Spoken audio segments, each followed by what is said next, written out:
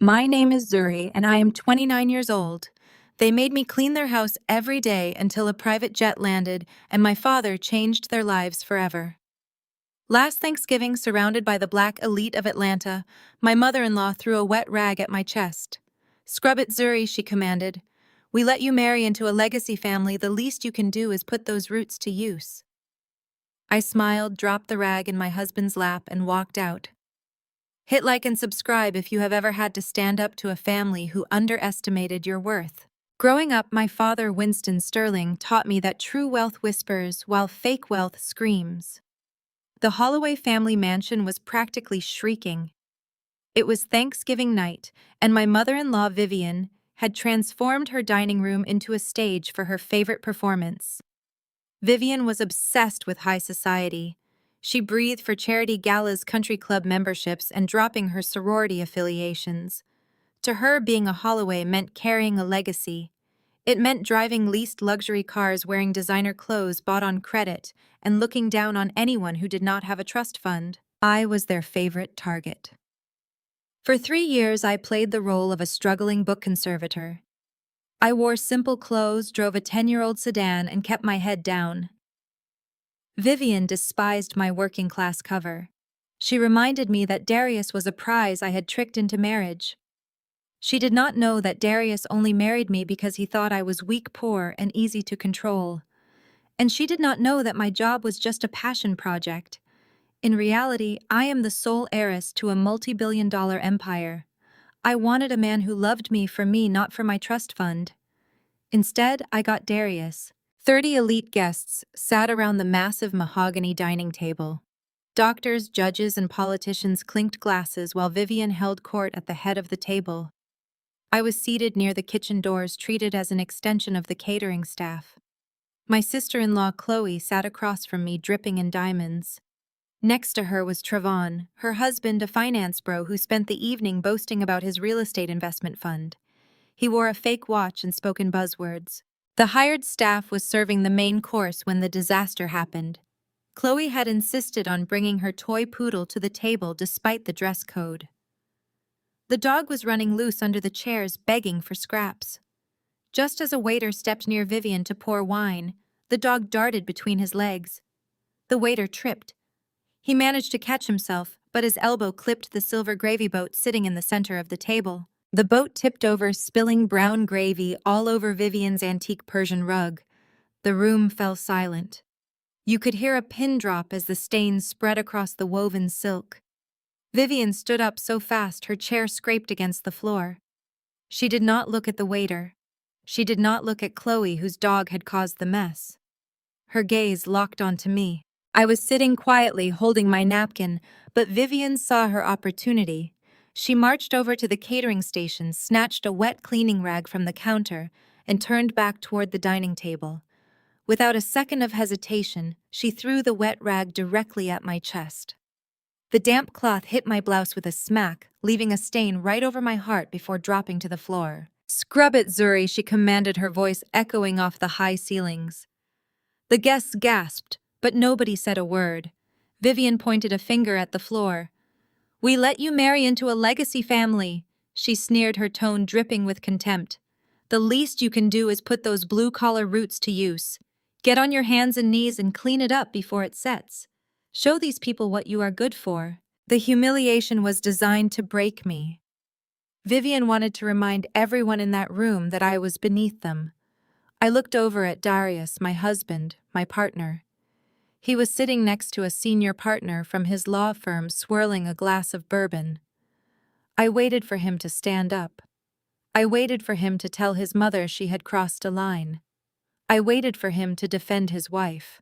Darius looked at me, then looked at the senior partner who was watching the scene with judgmental eyes. Darius scoffed, rolled his eyes, and leaned forward. "Just do it, Zuri," he whispered, his face tight with embarrassment.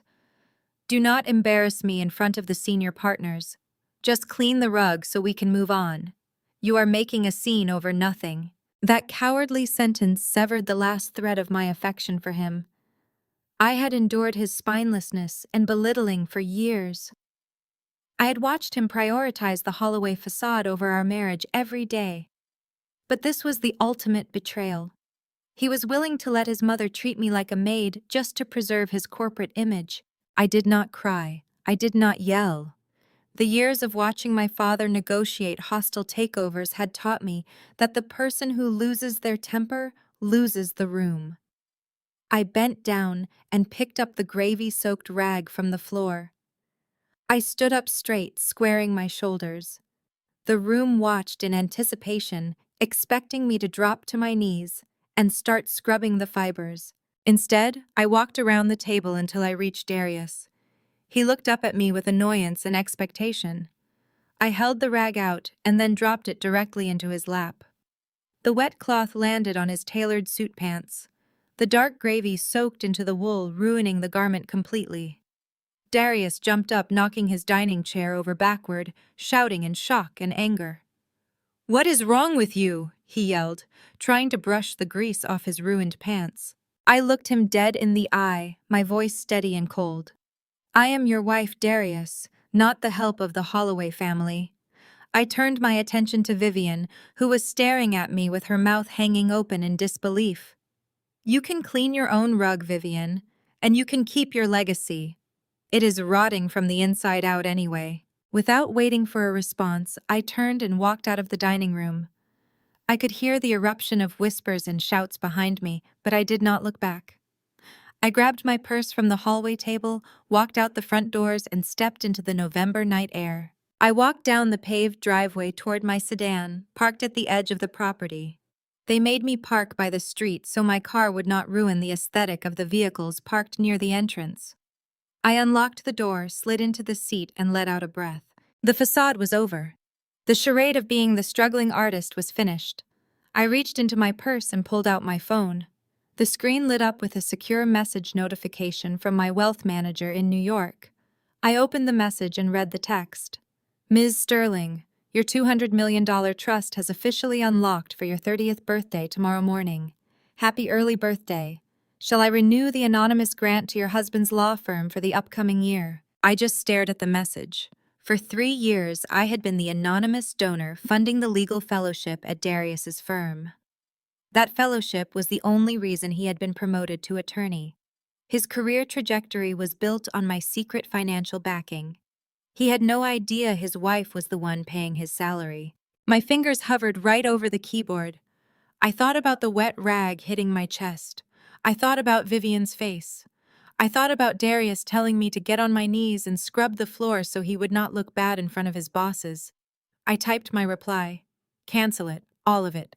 Cut the funding to the firm. And have the legal team prepare my assets for acquisition. We are going shopping in Atlanta. I finally hit send, tossed the phone onto the passenger seat, and started the engine. The engine sputtered before roaring to life, a stark contrast to the hum of the luxury cars surrounding me. I slowly put the car in gear and drove away from the mansion. They thought they had finally put me in my place tonight. They thought they had permanently reminded me of my worthless status. They had no idea that their fragile world was about to completely collapse, and I was the one holding the detonator. I drove back to the Holloway estate long after the caterers had packed up their silver trays and the last valet had driven away. The sprawling mansion was quiet, but the air inside felt heavy with the impending storm. I slept in the guest room, locking the door behind me. I knew the fallout from canceling that multi-million-dollar grant would not take long to hit. I just did not expect the explosion to happen before I even finished my morning coffee. At exactly 6 in the morning, the heavy oak door of the guest room rattled violently. Darius did not even bother knocking. He kicked the door open with his polished leather loafer, his face flushed a deep, dangerous shade of red. He was already dressed in his tailored navy suit, but his silk tie hung loosely around his neck, and his hands were physically shaking. He paced the length of the room, running his hands over his perfectly faded haircut. "You ruined everything, Zuri," he shouted, his voice cracking with pure panic. "Do you have any idea what you did last night? My entire career is up in flames because you could not swallow your pride for one evening." I sat up against the headboard, keeping my expression completely blank. I folded my hands in my lap. "I simply refuse to be your mother's maid, Darius. If that ruins your career, then your career was built on nothing but a fragile illusion." He let out a harsh, bitter laugh. You think this is about the gravy? You think anyone cares about the rug? My firm just lost its biggest anonymous donor. The managing partner called me at 5 this morning screaming out of his mind. The Sterling Foundation just pulled their entire multi-million-dollar grant effective immediately. That grant funded my entire department, Zuri. It paid my salary. It is the only reason I was on track to make senior partner by next year. And my boss blames me. He said I brought bad energy to the firm. He said my personal life was a liability. Darius pointed an accusing finger at my face, his eyes wide with desperate rage. It is your fault. You humiliated me in front of the partners last night. You threw a fit like a child. You brought your ghetto attitude into a room full of generational wealth and you cursed my luck. You embarrassed the Holloway name so badly that the universe is literally punishing me. I watched the man I had married unravel over a problem I had created with a single text message. He was so blinded by his own arrogance that he could not even fathom the truth. He actually believed my refusal to scrub a rug had cosmically shifted his firm's financial backing. He had no idea that the generational wealth he worshipped was currently sitting in the bed right in front of him. I was the Sterling Foundation. I was the donor. I was the one who had secretly orchestrated his entire career trajectory because I wanted my husband to feel successful. I threw off the duvet and stood up, brushing past him without a word. I am making breakfast, Darius. When you are done having a tantrum, you can join me downstairs, or you can keep crying over your lost donor.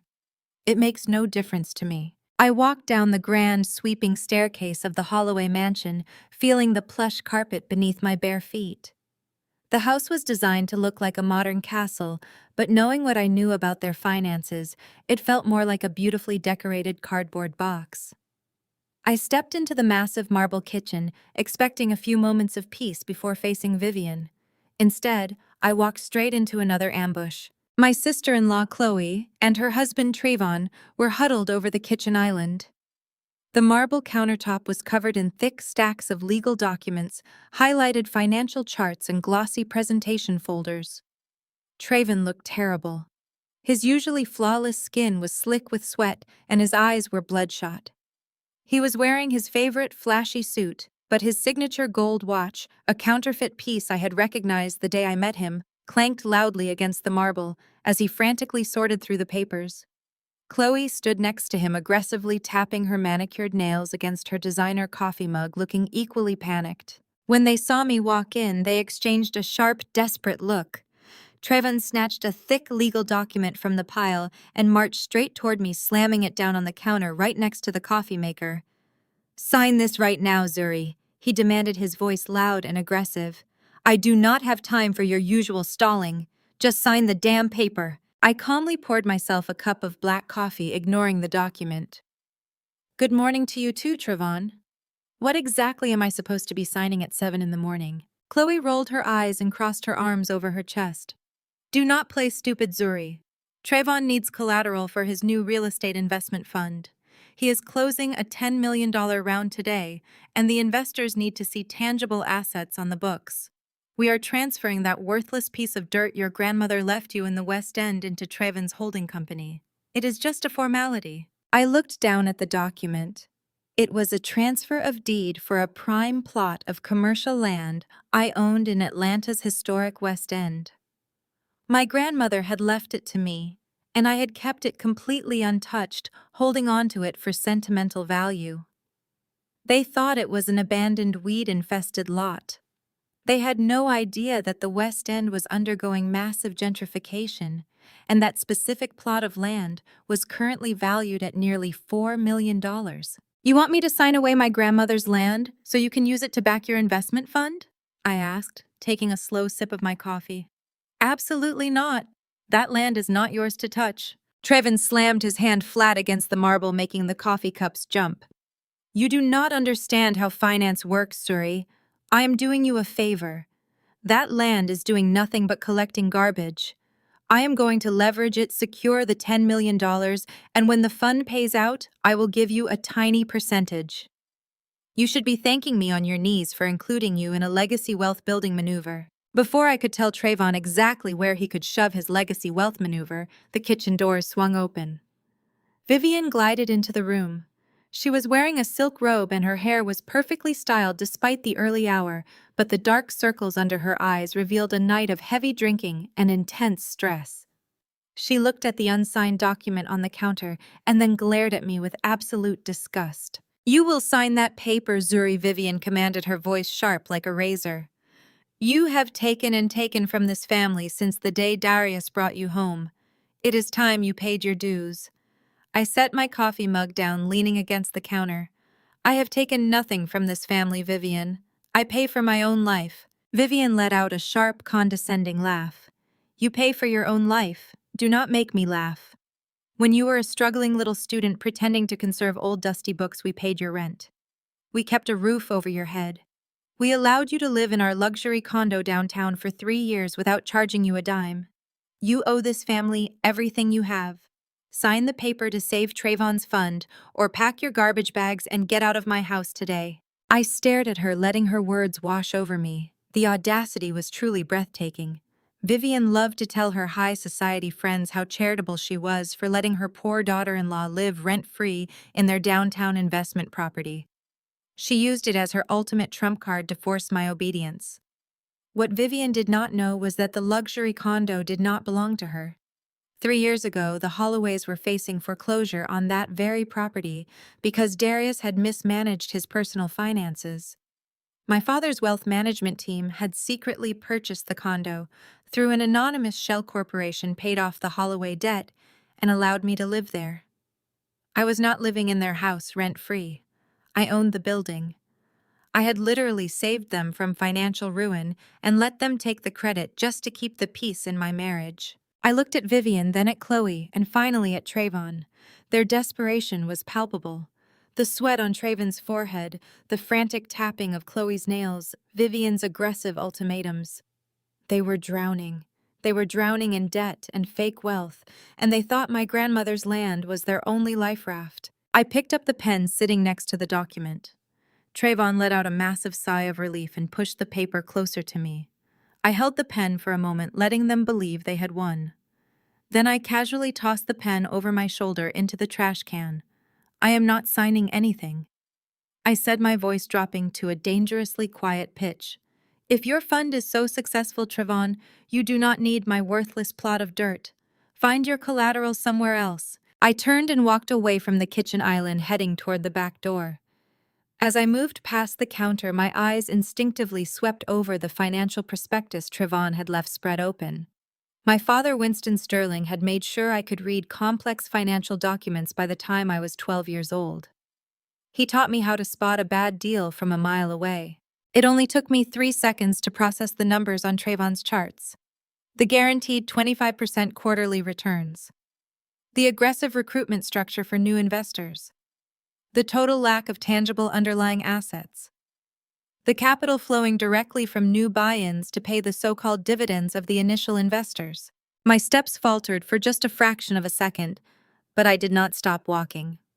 I pushed open the heavy kitchen doors and stepped out into the crisp morning air, closing the door on their enraged shouting. Trayvon was not building a real estate empire.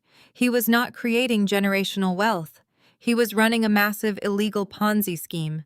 And based on the sheer panic in the kitchen, he was running out of new money to pay the old investors. The Holloway family was not just broke. They were sitting on a federal crime that was about to explode. All I had to do was light the match. I spent the rest of the day at my conservation studio, carefully restoring a 17th-century manuscript.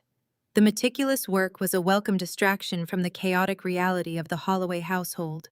I breathed in the smell of old paper and leather, grounding myself in the quiet discipline of preservation. It was the perfect counterpoint to the impending destruction I was about to unleash.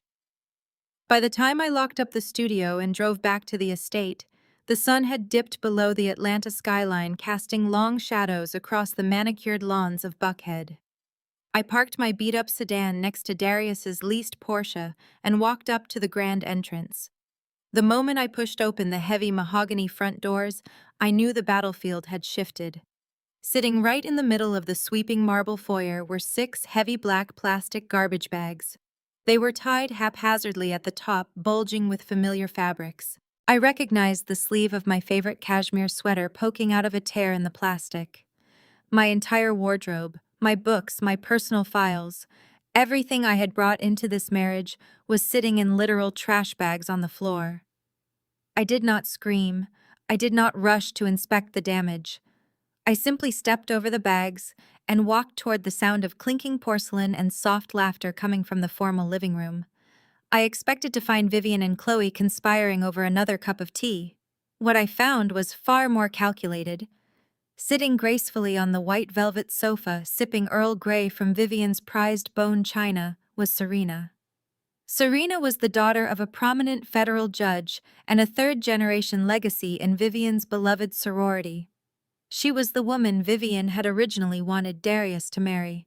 Serena represented everything the Holloways worshipped. She possessed old money ties, a perfectly curated social media presence, and an unquestioning obedience to the suffocating aesthetic of Black excellence.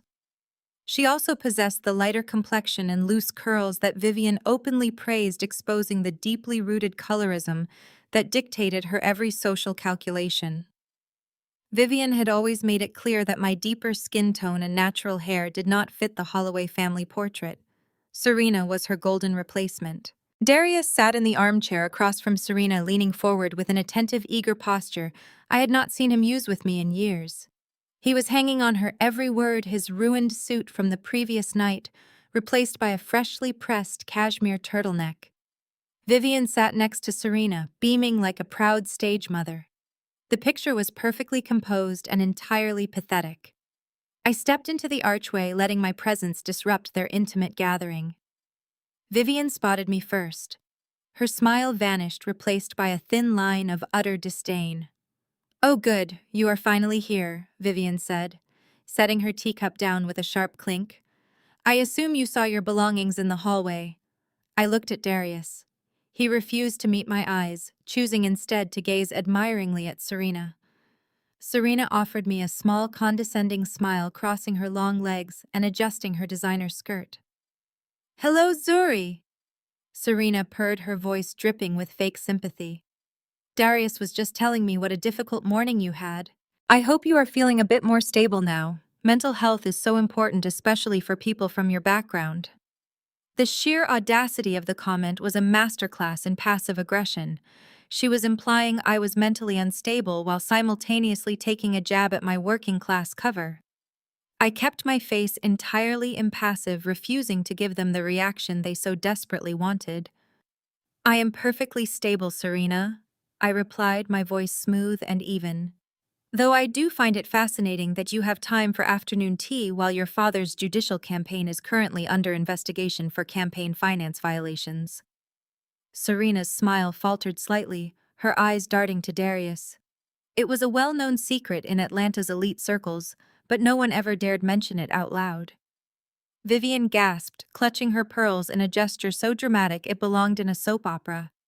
"How dare you speak to our guest that way?" Vivian demanded, standing up. "Serena is a woman of pedigree and grace. She understands the expectations of this family. She understands what it takes to support a successful man. You have done nothing but drag my son down since the day he foolishly gave you his last name." Darius finally stood up, puffing out his chest to assert an authority he did not actually possess. He walked over and stood protectively next to Serena. "That is enough," Zuri, Darius said, his voice artificially deep and commanding. "I have made my decision. You have completely disrespected my mother. You have humiliated me in front of my firm's partners. And worst of all, you selfishly refused to help my brother secure his investment fund this morning. You are holding this family back. Until you sign the deed for that West End property over to Trayvon, you are no longer welcome in the main house." I stared at him, taking in the absolute cowardice of the man I had married. "You are kicking your wife out of her own bedroom over a plot of land?" I asked. "I am enforcing consequences," Darius replied, crossing his arms. "I had the staff move your things. You will stay in the guest house out back. And just so we are clear, the heating system out there is broken. Maybe a few nights in the cold will help you remember where you came from and how lucky you are to be here. If you want to sleep in a warm bed, you will sign the papers."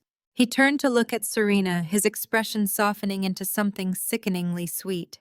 I need a woman who understands the stakes of building an empire, Darius said loud enough for me to hear every syllable.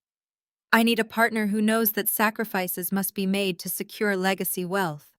Serena reached out and gently touched his forearm.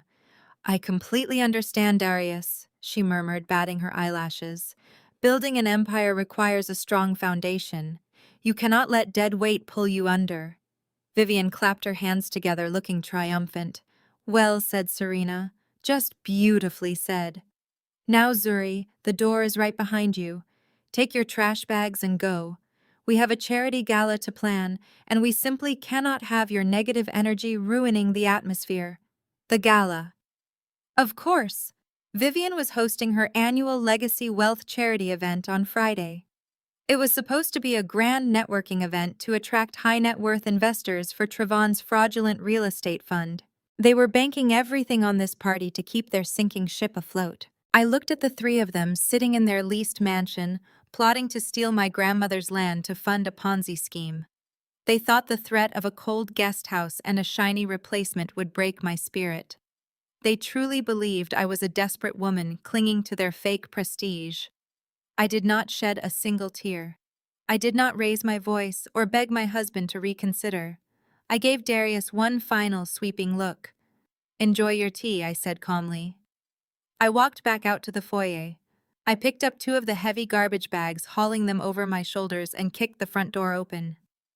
The walk across the manicured lawn to the guest house was brisk. The sun had completely set, and the November air was biting cold. Darius was right about the guest house. The moment I unlocked the door and stepped inside, the freezing air hit my face. The space was dark, damp, and completely unheated. I dropped the garbage bags onto the hardwood floor. I did not bother unpacking. I did not care about the clothes or the shoes. I walked straight to the small desk in the corner. I pulled out my secure laptop, setting it down on the cold wood. I opened the lid, and the screen illuminated the dark room with a harsh blue light. I connected to my secure satellite network, bypassing the estate internet entirely. My fingers hovered over the keyboard as I brought up the corporate dashboard for Sterling Global Real Estate Acquisitions. The Holloways wanted to play games with property deeds and leverage. They wanted to talk about the stakes of building an empire.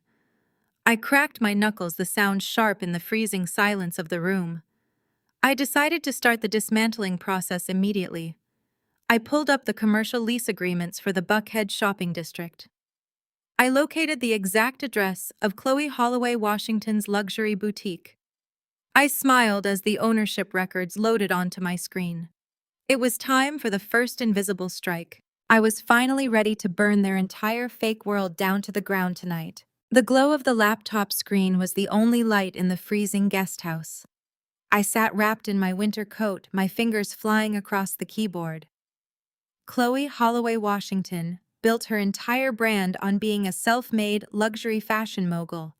Her Instagram was flooded with posts about female empowerment and out-hustling the competition. She constantly lectured me about how I lacked ambition and business acumen. But as I dug into the commercial property records, I found the pathetic truth hiding behind her glossy filters. Chloe did not own the building her boutique occupied in the prestigious Buckhead shopping district. She did not even have a long-term lease.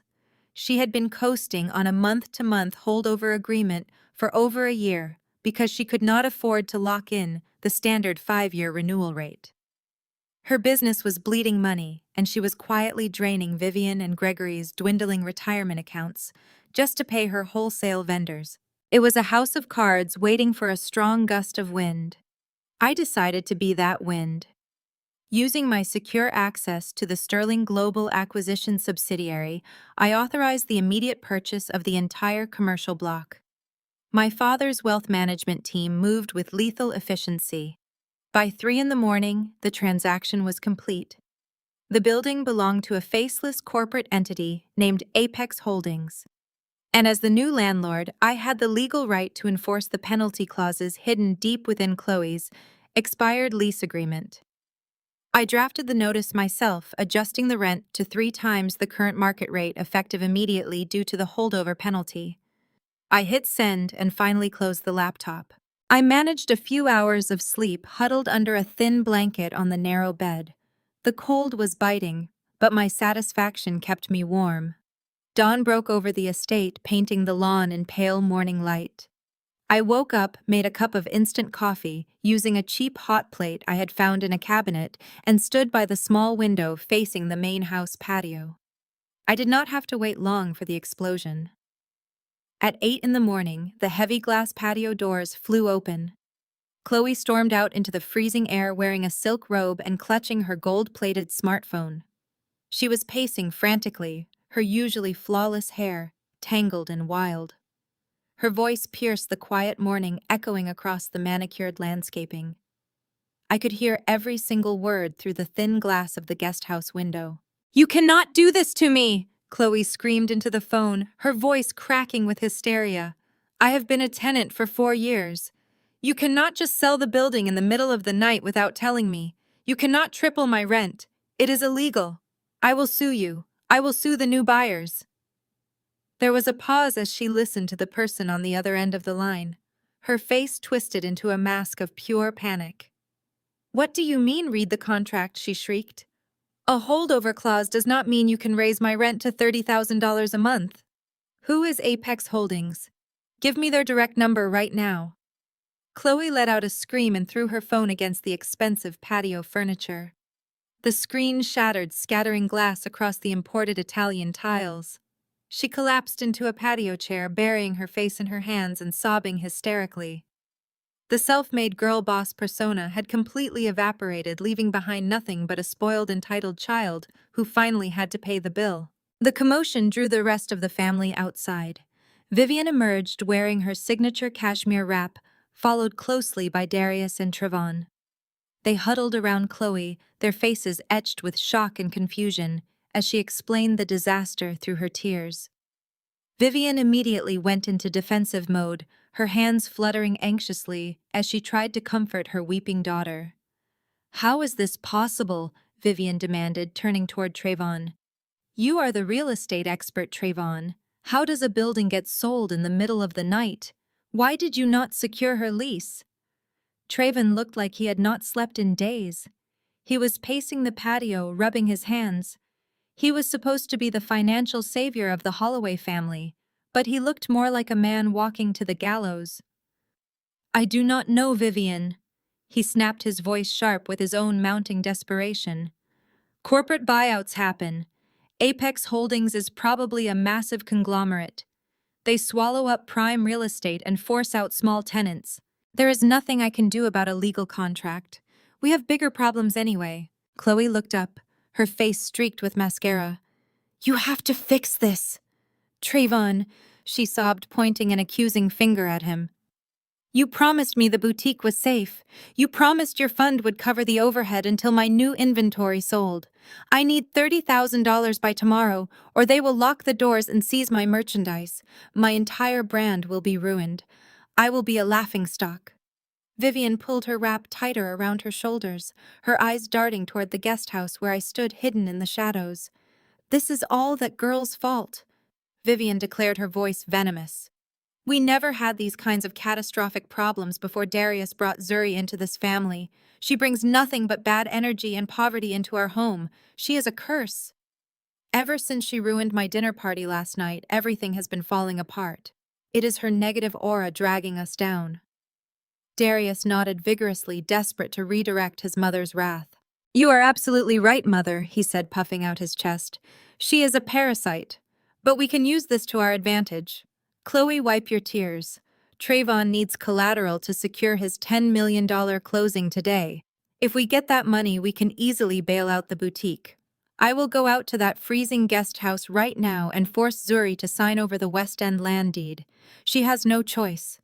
I will tell her she is permanently banished from this family if she refuses." I took a slow sip of my coffee, letting the dark, bitter liquid warm my throat. I watched them plot my demise from behind the safety of the glass. They were so predictable, so consumed by their own arrogance, that they could not see the trap closing around them. Chloe was demanding that Darius steal my property to save a business that I now legally owned. They wanted to use my grandmother's legacy to fund a fraudulent Ponzi scheme so they could maintain their status at the country club. I looked over at the laptop sitting on the desk. The glowing screen displayed the finalized deed for the Buckhead commercial building. I was Apex Holdings. I held the keys to Chloe's entire identity, and I was going to change the locks. I finished my coffee and decided it was time to leave for the conservation studio. I put on my worn winter coat, picked up my purse, and stepped out of the guest house. The cold morning air was sharp, but I walked with purpose toward my car parked near the garage. Before I could reach the driver's side door, a large figure stepped out from the shadows, blocking my path. It was Trayvon. The smooth-talking finance bro facade was completely gone. His custom suit was wrinkled, his eyes were wild, and he was sweating profusely despite the freezing temperature. He lunged forward, grabbing my upper arm with a bruising grip, and shoved me hard against the brick wall of the garage. "Listen to me very carefully, you stupid little girl," Trayvon hissed, his breath smelling of stale alcohol and pure fear. "My entire fund is riding on that West End property. If I do not have that collateral by Friday, my investors are going to pull their money. And the people I owe money to are not the kind of people who send polite collection notices. They will ruin me, and then I will ruin you. You are going to sign that deed over to me today, Zuri. I do not care what Darius says. I do not care about your feelings. If you do not sign that piece of paper by Friday, I will make sure you never walk into that little bookshop of yours ever again. Do you understand me?" I stood my ground and stared calmly into his extremely desperate, panic-stricken eyes. I slid my right free hand into my coat pocket and quietly pressed the record button on my phone, capturing every single word of his federal extortion threat against me today. I had him exactly where I wanted him now. He was unaware of the trap closing around him. Trayvon's heavy footsteps echoed against the concrete as he stormed off toward the main house, leaving me alone in the freezing driveway. I pulled my phone from my coat pocket and saved the audio file, backing it up immediately to 3 separate cloud servers. Extortion was a serious felony, and Trayvon had just handed me the key to his federal indictment. I smiled, slipping into the driver's seat of my sedan, and cranked the heater. The drive to my conservation studio gave me time to refine the final stages of my strategy. Friday was only 2 days away. That meant Vivian's desperately orchestrated Legacy Wealth Charity Gala was rapidly approaching. The Holloways were treating this event as their ultimate salvation. By Wednesday evening, the estate was swarming with florists, lighting technicians, and catering staff.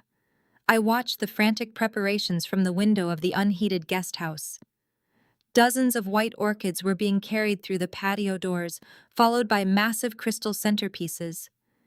The sheer volume of money being spent was staggering, especially considering the family was completely bankrupt. I wrapped a thick woolen blanket over my shoulders and stepped out to retrieve a bottle of water from the main kitchen. The moment I pushed through the service doors, I walked straight into a heated argument between Vivian and a stern-looking man holding a clipboard. "I need the final payment processed today, Mrs. Holloway," the man demanded, tapping a pen against his clipboard. "We cannot provide beluga caviar and premium champagne for 200 guests on a mere deposit. My staff needs to be paid." Vivian stood rigid, her perfectly styled hair catching the harsh light of the kitchen. She lowered her voice to an anxious hiss, glancing around to ensure none of her high society friends were lurking nearby. "I told you the wire transfer is clearing tomorrow morning," Vivian snapped. "You have the secondary mortgage paperwork. I leveraged this entire estate to guarantee your payment. Do you know who I am? You will have your money. Now get out of my kitchen before I ruin your catering company." The caterer rolled his eyes and marched out through the back exit. I stood frozen near the refrigerator, processing what I had just heard. Vivian Holloway, the woman who prided herself on generational wealth and untarnished credit, had secretly taken out a secondary mortgage on the family mansion just to buy caviar and champagne. She was literally gambling the roof over her head to fund Trayvon's illegal Ponzi scheme. They were not just sinking, they had tied anvils to their ankles and jumped into the ocean. Vivian turned sharply and caught me standing by the refrigerator. The panic in her eyes instantly vanished, replaced by a mask of cold fury. "What are you doing sneaking around my house, Zuri?" she demanded, marching toward me. "I live here, Vivian," I replied casually, opening the refrigerator to grab a bottle of sparkling water. "Or at least I do until you inevitably lose this house to the bank." Her face flushed a deep, dangerous crimson. "You know nothing about finance, you ignorant girl," Vivian hissed, stepping dangerously close to my face. "This gala is an investment.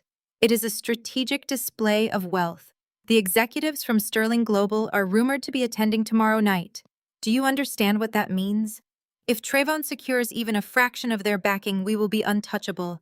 I cannot allow your miserable ghetto attitude to ruin this opportunity." She looked me up and down, her lips curling in absolute disgust. "In fact, I have a specific role for you tomorrow night," Vivian continued, her voice dripping with venom. "Since you refuse to sign that land deed and actually contribute to this family, you will make yourself useful. You will be working the coat check room."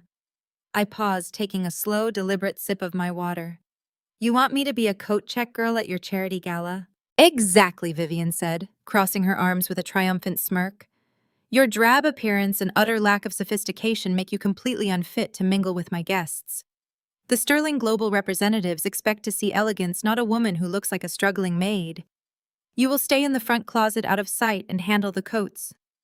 If you step foot in the main ballroom, I will have security throw you out onto the street in front of everyone." The irony was so thick it was almost suffocating. Vivian Holloway was demanding that the sole heiress to the Sterling Global empire hide in a closet and hang up coats because I was not elegant enough to meet my own employees. She was handing me the perfect vantage point to watch her destruction unfold. Before I could agree, Darius walked into the kitchen. He was wearing a custom-tailored tuxedo jacket, clearly doing a fitting for the gala. He looked at his mother, then at me, sighing heavily, as if my mere existence was a massive burden. "Is she causing problems again?" Mother Darius asked, adjusting his silk bow tie. "She is just receiving her instructions for tomorrow night," Vivian sneered, turning on her heel. "Make sure she understands her place, Darius. I have a seating chart to finalize." Vivian swept out of the kitchen, leaving me alone with the man who had promised to love and protect me. Darius leaned against the marble island, looking at me with a mixture of pity and exhaustion. "You know you bring this on yourself, Zuri," he said softly, adopting the patronizing tone he always used when he was about to gaslight me. "My mother is under a lot of pressure. We are trying to build an empire here, and you are constantly fighting against us." I stared at him, my face completely devoid of emotion. "She wants me to work the coat check, Darius. Your wife. And you should be grateful," Darius replied, his voice hardening.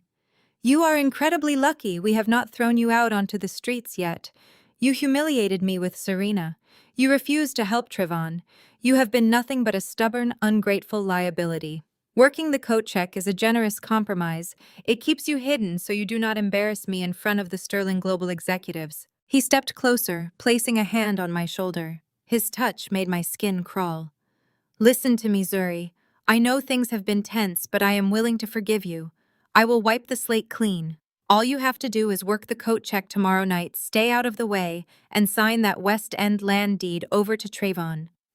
If you do those two simple things, I will let you move back into the main house.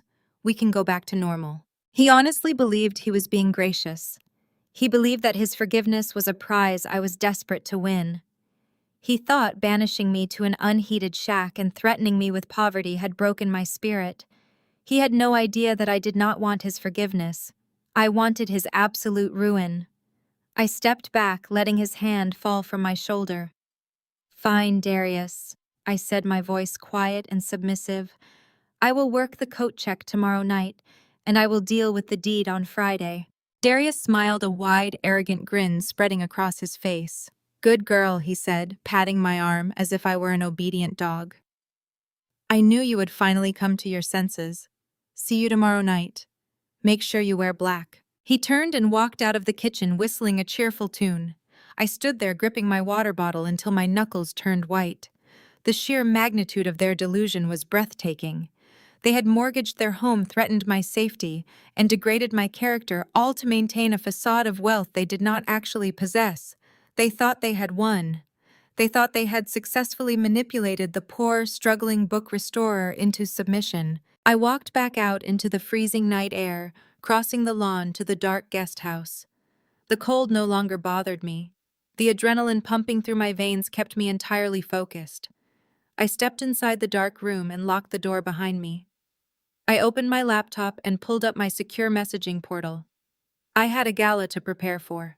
The following evening arrived with a breathtaking display of hollow extravagance. Valets lined the driveway, eagerly opening doors for Atlanta's elite.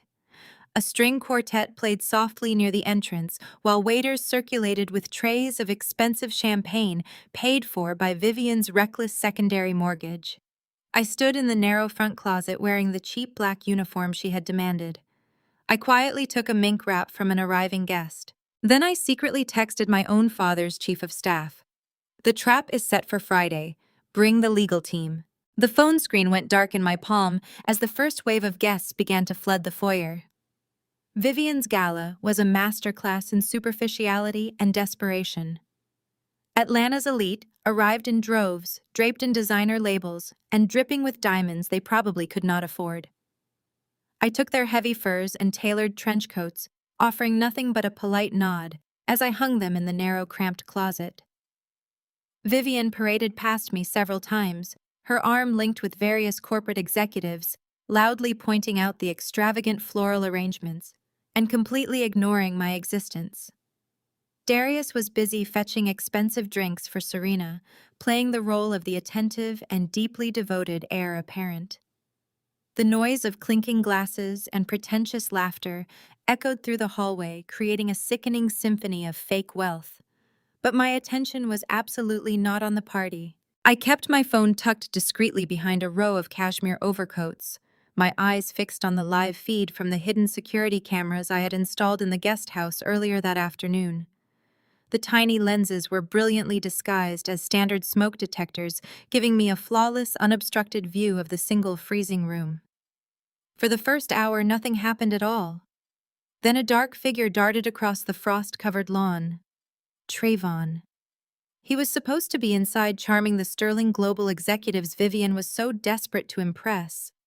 Instead, he was creeping toward the unheated guest house, glancing over his shoulder like a common burglar in the night. My thumb tapped the screen, zooming in on the live feed. Trayvon tested the handle. Finding it locked, he reached into his jacket pocket and pulled out a small crowbar. The utter desperation of the man was genuinely staggering. He was a supposedly successful investment fund manager, dressed in a $5,000 custom tuxedo, currently breaking into a garden shed with a cheap pry bar. The flimsy lock gave way with a sharp metallic snap, and Trayvon shoved the heavy door open. He stumbled into the freezing room, his breath pluming in the cold winter air. He immediately tore the space apart with frantic energy. He flipped the thin mattress, dumped my few remaining clothes onto the dusty floor, and ransacked the small wooden desk. He was sweating heavily, the perspiration gleaming on his forehead despite the freezing temperature of the unheated space. Finally, his manic eyes landed on the heavy metal lockbox I had intentionally left protruding from beneath the iron bedframe. Trayvon dragged the heavy box into the center of the room. He raised the crowbar high above his head and brought it down violently against the brass padlock. Once, twice, 3 heavy times. The metal shrieked loudly and finally gave way. Trayvon dropped the crowbar and eagerly threw open the lid. He frantically dug through the decoy documents I had carefully placed inside until he found exactly what he was looking for: the deed to the West End property. He held the heavy parchment up to the moonlight streaming through the small window, a manic, triumphant grin spreading across his face. He pulled a folded legal document and a luxury fountain pen from his tuxedo pocket. He laid the transfer of ownership paperwork completely flat on my desk. He was actually going to do it. Trayvon possessed such a profound ignorance of real estate law that he genuinely believed forging a signature on a single piece of paper would magically transfer a $4 million commercial plot into his holding company by morning. He did not understand the strict notary requirements, the county clerk recording processes, or the rigorous title searches involved in high-level commercial acquisitions.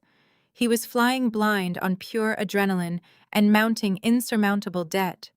His investors were breathing down his neck, demanding the collateral he had promised them for months. He thought this stolen piece of paper was his ultimate salvation. I slipped my phone back into my pocket and grabbed a random beige trench coat off the rack, throwing it over my plain black coat check uniform. I slipped out the back door of the kitchen, bypassing the chaotic catering staff entirely. The freezing night air hit my face like a physical blow, but my blood was running incredibly hot. I marched across the dark, expansive lawn, my footsteps completely silent on the frosted grass. The door to the guest house was hanging slightly open, the broken metal lock dangling pathetically from the wooden frame. I stepped into the dark doorway just as Trayvon pressed his expensive pen against the signature line of the fraudulent transfer document. "What are you doing, Trayvon?" I gasped loudly, injecting my voice with a heavy dose of manufactured terror. Trayvon whipped around, dropping the pen onto the wooden desk with a loud clatter. His eyes were wide and manic, his chest heaving under his tailored shirt. He stared at me for a split second before a cruel, arrogant sneer replaced his initial panic. "I am securing my future, Zuri," he spat, snatching the pen back up and slashing a messy, hurried imitation of my signature across the bottom of the page. "You should have just signed it this morning when I asked you nicely. Now I am taking it whether you like it or not." "Please, Trayvon," I pleaded, stepping forward and holding out my trembling hands to sell the performance. "You cannot do this. That land is the only thing my grandmother left me. It is all I have in the world. You cannot just steal it from me." Trevin let out a harsh, booming laugh that echoed in the tiny freezing room. "Watch me," he sneered, snatching the freshly forged document and the decoy deed off the desk. He shoved them aggressively into his inner jacket pocket and marched directly toward me. I stood frozen in the doorway, intentionally blocking his exit. He did not even hesitate for a second. Trayvon slammed his heavy shoulder into my chest, shoving me violently aside. I stumbled backward, hitting the exterior brick wall hard as he barreled past me into the freezing night. "You are completely penniless, Zuri," he shouted over his shoulder, not even bothering to look back at me. "You have absolutely nothing left. You are going to be living on the street by Monday morning. Enjoy your pathetic life in the coat closet." I stayed slumped against the brick wall, shivering in the cold air, listening to his heavy footsteps fade across the frozen lawn. I waited until I heard the heavy slam of the patio doors closing behind him as he re-entered the glittering gala. The moment the sharp click echoed through the night, my terrified expression vanished. I pushed myself off the brick wall and brushed the dust off the trench coat. I walked back to the ransacked desk and picked up my phone from my pocket. I opened the hidden nanny cam application and stopped the recording. I scrubbed back through the video, watching Trayvon break the lock, smash open the box, steal the decoy document, and blatantly forge my signature directly on camera. The audio feed was crystal clear, capturing his physical threat, his shove, and his arrogant confession. I hit the download button, saving the video file directly to my server and securely backed it up to another server. I opened my highly secure email client and attached the video file along with the audio recording from the driveway earlier that morning. I composed a brief message and addressed the email to the senior litigation partners at Sterling Global. Trayvon actually thought he had just successfully stolen a major multi-million-dollar financial asset simply to miraculously save his rapidly failing fraudulent Ponzi scheme. He had absolutely no earthly idea that the piece of heavy beige parchment he had just arrogantly shoved into his incredibly expensive custom tuxedo pocket was a completely and utterly worthless replica, printed earlier on standard commercial cardstock. The actual certified legal deed to the incredibly valuable West End commercial plot was currently sitting safely inside a highly guarded, climate-controlled maximum security bank vault discreetly located in Geneva, Switzerland. By intentionally forging that specific legal document and actively planning to directly transmit it to his utterly desperate and highly aggressive financial investors. By Friday morning, Trevon had just spectacularly elevated his petty late-night breaking and entering routine into a massive, completely undeniable scheme of federal wire fraud and intentional grand larceny. I took a long, deeply satisfying breath of the freezing air and firmly hit send. I stood completely still in the dark, watching the thin blue progress bar rapidly race across the glowing screen until the email finally vanished into the digital ether, permanently sealing his inevitable fate. The Holloway family was officially, completely out of time. I turned off the small desk lamp, securely locked the broken door firmly behind me, and walked back to the crowded coat room to seamlessly finish out my coat check shift. The glow of the laptop screen was the only light in the freezing guest house. I sat wrapped in my winter coat, my fingers flying across the keyboard. Chloe Holloway Washington built her entire brand on being a self-made luxury fashion mogul. Her Instagram was flooded with posts about female empowerment and out-hustling the competition. She constantly lectured me about how I lacked ambition and business acumen. But as I dug into the commercial property records, I found the pathetic truth hiding behind her glossy filters. Chloe did not own the building her boutique occupied in the prestigious Buckhead shopping district. She did not even have a long-term lease. She had been coasting on a month-to-month holdover agreement for over a year because she could not afford to lock in the standard 5-year renewal rate. Her business was bleeding money, and she was quietly draining Vivian and Gregory's dwindling retirement accounts just to pay her wholesale vendors. It was a house of cards waiting for a strong gust of wind. I decided to be that wind.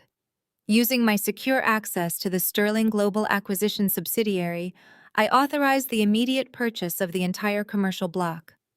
My father's wealth management team moved with lethal efficiency.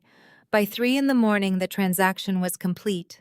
The building belonged to a faceless corporate entity named Apex Holdings, and as the new landlord, I had the legal right to enforce the penalty clauses hidden deep within Chloe's expired lease agreement.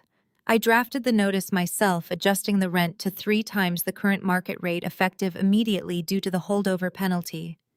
I hit send and finally closed the laptop. I managed a few hours of sleep huddled under a thin blanket on the narrow bed. The cold was biting, but my satisfaction kept me warm. Dawn broke over the estate, painting the lawn in pale morning light. I woke up, made a cup of instant coffee using a cheap hot plate I had found in a cabinet, and stood by the small window facing the main house patio. I did not have to wait long for the explosion.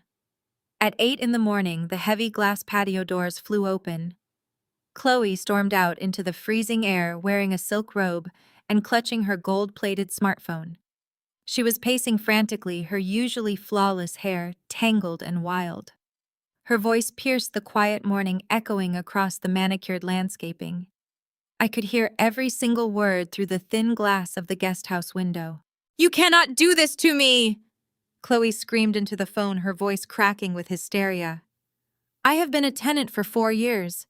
You cannot just sell the building in the middle of the night without telling me. You cannot triple my rent. It is illegal. I will sue you. I will sue the new buyers."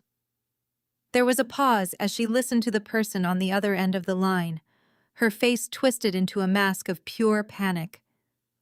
"What do you mean, read the contract?" she shrieked. "A holdover clause does not mean you can raise my rent to $30,000 a month. Who is Apex Holdings? Give me their direct number right now." Chloe let out a scream and threw her phone against the expensive patio furniture. The screen shattered, scattering glass across the imported Italian tiles. She collapsed into a patio chair, burying her face in her hands and sobbing hysterically. The self-made girl boss persona had completely evaporated, leaving behind nothing but a spoiled, entitled child who finally had to pay the bill. The commotion drew the rest of the family outside. Vivian emerged wearing her signature cashmere wrap, followed closely by Darius and Trayvon. They huddled around Chloe, their faces etched with shock and confusion as she explained the disaster through her tears.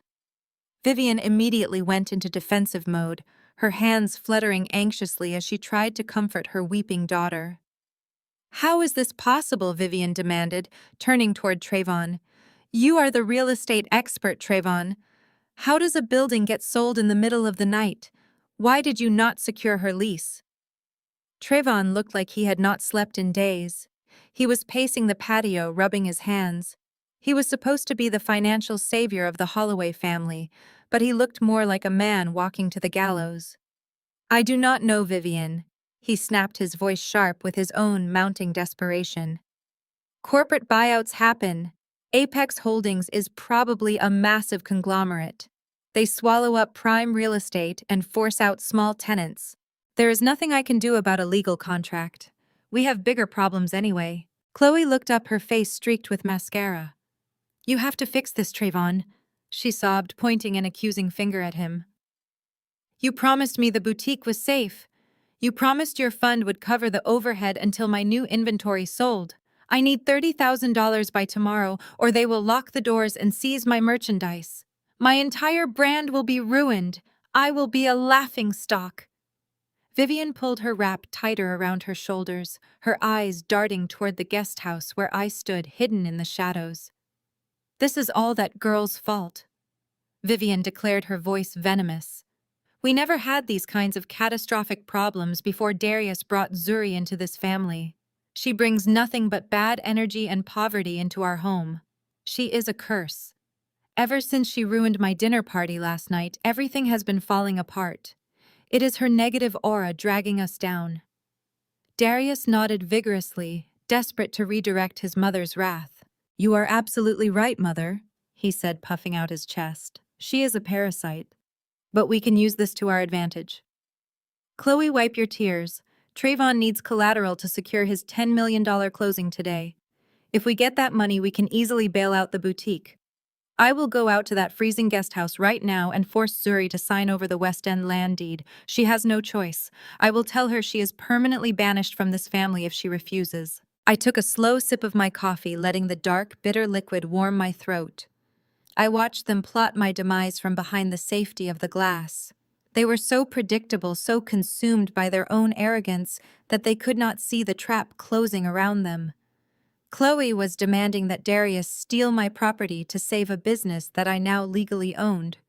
They wanted to use my grandmother's legacy to fund a fraudulent Ponzi scheme so they could maintain their status at the country club.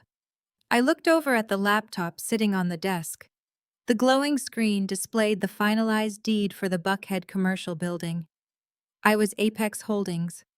I held the keys to Chloe's entire identity, and I was going to change the locks. I finished my coffee and decided it was time to leave for the conservation studio.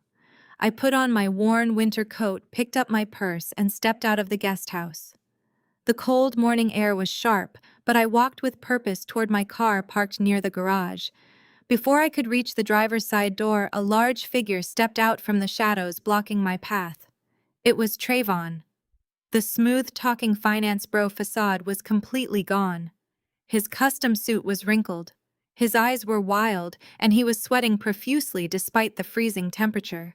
He lunged forward, grabbing my upper arm with a bruising grip, and shoved me hard against the brick wall of the garage. "Listen to me very carefully, you stupid little girl," Trayvon hissed, his breath smelling of stale alcohol and pure fear.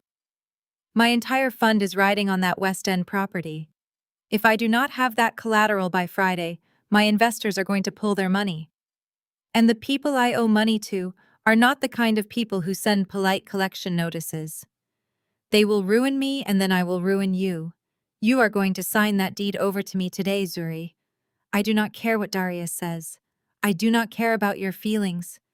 If you do not sign that piece of paper by Friday, I will make sure you never walk into that little bookshop of yours ever again. Do you understand me?" I stood my ground and stared calmly into his extremely desperate, panic-stricken eyes. I slid my right free hand into my coat pocket and quietly pressed the record button on my phone, capturing every single word of his federal extortion threat against me today. I had him exactly where I wanted him now. He was unaware of the trap closing around him. Trayvon's heavy footsteps echoed against the concrete as he stormed off toward the main house, leaving me alone in the freezing driveway. I pulled my phone from my coat pocket and saved the audio file, backing it up immediately to 3 separate cloud servers. Extortion was a serious felony, and Trayvon had just handed me the key to his federal indictment. I smiled, slipping into the driver's seat of my sedan, and cranked the heater. The drive to my conservation studio gave me time to refine the final stages of my strategy. Friday was only 2 days away. That meant Vivian's desperately orchestrated Legacy Wealth charity gala was rapidly approaching. The Holloways were treating this event as their ultimate salvation. By Wednesday evening, the estate was swarming with florists, lighting technicians, and catering staff. I watched the frantic preparations from the window of the unheated guest house. Dozens of white orchids were being carried through the patio doors, followed by massive crystal centerpieces. The sheer volume of money being spent was staggering, especially considering the family was completely bankrupt. I wrapped a thick woolen blanket over my shoulders and stepped out to retrieve a bottle of water from the main kitchen. The moment I pushed through the service doors, I walked straight into a heated argument between Vivian and a stern-looking man holding a clipboard. "I need the final payment processed today," Mrs. Holloway, the man demanded, tapping a pen against his clipboard. "We cannot provide beluga caviar and premium champagne for 200 guests on a mere deposit. My staff needs to be paid." Vivian stood rigid, her perfectly styled hair catching the harsh light of the kitchen. She lowered her voice to an anxious hiss, glancing around to ensure none of her high society friends were lurking nearby. "I told you the wire transfer is clearing tomorrow morning," Vivian snapped. "You have the secondary mortgage paperwork. I leveraged this entire estate to guarantee your payment. Do you know who I am? You will have your money. Now get out of my kitchen before I ruin your catering company." The caterer rolled his eyes and marched out through the back exit. I stood frozen near the refrigerator, processing what I had just heard.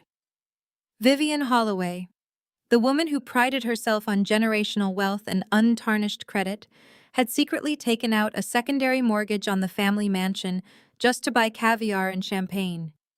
She was literally gambling the roof over her head to fund Trayvon's illegal Ponzi scheme. They were not just sinking, they had tied anvils to their ankles and jumped into the ocean. Vivian turned sharply and caught me standing by the refrigerator. The panic in her eyes instantly vanished, replaced by a mask of cold fury. "What are you doing sneaking around my house, Zuri?" she demanded, marching toward me. "I live here, Vivian," I replied casually, opening the refrigerator to grab a bottle of sparkling water. "Or at least I do until you inevitably lose this house to the bank." Her face flushed a deep, dangerous crimson. "You know nothing about finance, you ignorant girl," Vivian hissed, stepping dangerously close to my face. "This gala is an investment. It is a strategic display of wealth. The executives from Sterling Global are rumored to be attending tomorrow night. Do you understand what that means? If Trayvon secures even a fraction of their backing, we will be untouchable. I cannot allow your miserable ghetto attitude to ruin this opportunity." She looked me up and down, her lips curling in absolute disgust. "In fact, I have a specific role for you tomorrow night." Vivian continued, her voice dripping with venom. "Since you refuse to sign that land deed and actually contribute to this family, you will make yourself useful. You will be working the coat check room." I paused, taking a slow, deliberate sip of my water. "You want me to be a coat check girl at your charity gala?" "Exactly," Vivian said, crossing her arms with a triumphant smirk. "Your drab appearance and utter lack of sophistication make you completely unfit to mingle with my guests. The Sterling Global representatives expect to see elegance, not a woman who looks like a struggling maid. You will stay in the front closet out of sight and handle the coats. If you step foot in the main ballroom, I will have security throw you out onto the street in front of everyone." The irony was so thick it was almost suffocating. Vivian Holloway was demanding that the sole heiress to the Sterling Global empire hide in a closet and hang up coats, because I was not elegant enough to meet my own employees. She was handing me the perfect vantage point to watch her destruction unfold. Before I could agree, Darius walked into the kitchen. He was wearing a custom-tailored tuxedo jacket, clearly doing a fitting for the gala. He looked at his mother, then at me, sighing heavily, as if my mere existence was a massive burden. Is she causing problems again? Mother Darius asked, adjusting his silk bow tie. She is just receiving her instructions for tomorrow night, Vivian sneered, turning on her heel. Make sure she understands her place, Darius. I have a seating chart to finalize. Vivian swept out of the kitchen, leaving me alone with the man who had promised to love and protect me. Darius leaned against the marble island, looking at me with a mixture of pity and exhaustion. You know you bring this on yourself, Zuri, he said softly, adopting the patronizing tone he always used when he was about to gaslight me. My mother is under a lot of pressure. We are trying to build an empire here, and you are constantly fighting against us. I stared at him, my face completely devoid of emotion. She wants me to work the coat check, Darius. Your wife. And you should be grateful, Darius replied, his voice hardening. You are incredibly lucky we have not thrown you out onto the streets yet. You humiliated me with Serena. You refused to help Trayvon. You have been nothing but a stubborn, ungrateful liability. Working the coat check is a generous compromise. It keeps you hidden so you do not embarrass me in front of the sterling global executives. He stepped closer, placing a hand on my shoulder. His touch made my skin crawl. Listen to me, Zuri. I know things have been tense, but I am willing to forgive you. I will wipe the slate clean. All you have to do is work the coat check tomorrow night, stay out of the way, and sign that West End land deed over to Trayvon. If you do those two simple things, I will let you move back into the main house. We can go back to normal. He honestly believed he was being gracious. He believed that his forgiveness was a prize I was desperate to win. He thought banishing me to an unheated shack and threatening me with poverty had broken my spirit. He had no idea that I did not want his forgiveness. I wanted his absolute ruin. I stepped back, letting his hand fall from my shoulder. Fine, Darius, I said, my voice quiet and submissive. I will work the coat check tomorrow night, and I will deal with the deed on Friday. Darius smiled, a wide, arrogant grin spreading across his face. Good girl, he said, patting my arm as if I were an obedient dog. I knew you would finally come to your senses. See you tomorrow night. Make sure you wear black. He turned and walked out of the kitchen, whistling a cheerful tune. I stood there, gripping my water bottle until my knuckles turned white. The sheer magnitude of their delusion was breathtaking.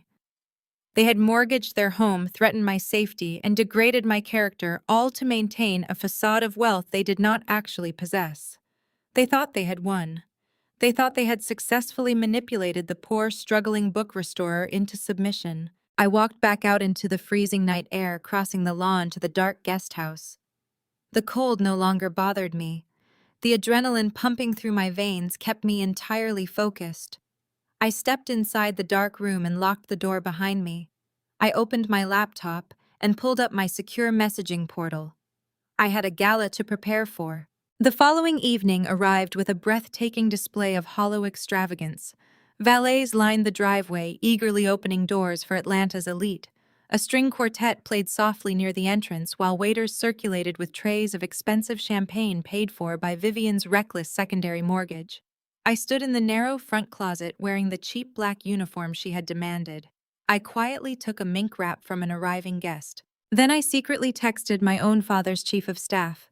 The trap is set for Friday. Bring the legal team. I turned off the small desk lamp, securely locked the broken door firmly behind me, and walked back to the crowded coat room to seamlessly finish out my coat check shift. The temperature inside the main house was a stark contrast to the freezing guest house. The air was thick with the scent of expensive perfumes, roasting meats, and the desperate sweat of people trying to prove they belonged. The Legacy Wealth Charity Gala was in full swing. Through the narrow archway of the coat room, I had a perfect view of the grand foyer and the sprawling ballroom beyond it. The sheer volume of fake social currency on display was honestly fascinating. I accepted a heavy fur coat from one of Vivian's closest friends, a woman who loudly boasted about her recent summer in Monaco. As I draped the coat over a wooden hanger, my thumb brushed against a small barcode tag sewn discreetly into the lining. It was a rental piece from a high-end boutique downtown. I saw Chloe floating through the crowd wearing a diamond collar necklace that she kept touching to ensure everyone noticed it. I recognized the piece instantly because my father's company owned the jeweler who designed it. It was a display model strictly loaned out for promotional events and required a massive security deposit. Chloe was practically suffocating under the weight of rented jewels and impending bankruptcy, but she smiled for the cameras like she owned the world. Vivian glided past the coat room every 10 minutes, making sure I was properly humiliated. She would point her guests toward the closet, loudly instructing them to hand their wraps to the help. Several of her friends' women, who had previously sat at my dining table and eaten food I prepared, now looked right through me. They handed me their coats without making eye contact, their lips curling in subtle sneers. They had clearly been briefed on the new family dynamic. I was the outcast, the poor girl who could not cut it in their elite circle. I kept my head down, accepting the coats and handing out numbered tickets, playing the role of the defeated, submissive wife flawlessly. It was the easiest acting job of my life because I knew what was coming. The grand front doors swung open, letting in a blast of cold winter air and a flurry of flashing camera bulbs. Darius stepped over the threshold, looking like a man who had just conquered a small country. Hanging tightly to his arm was Serena. She wore a stunning emerald green evening gown that clung to her perfectly toned figure, her hair cascading in flawless waves down her back.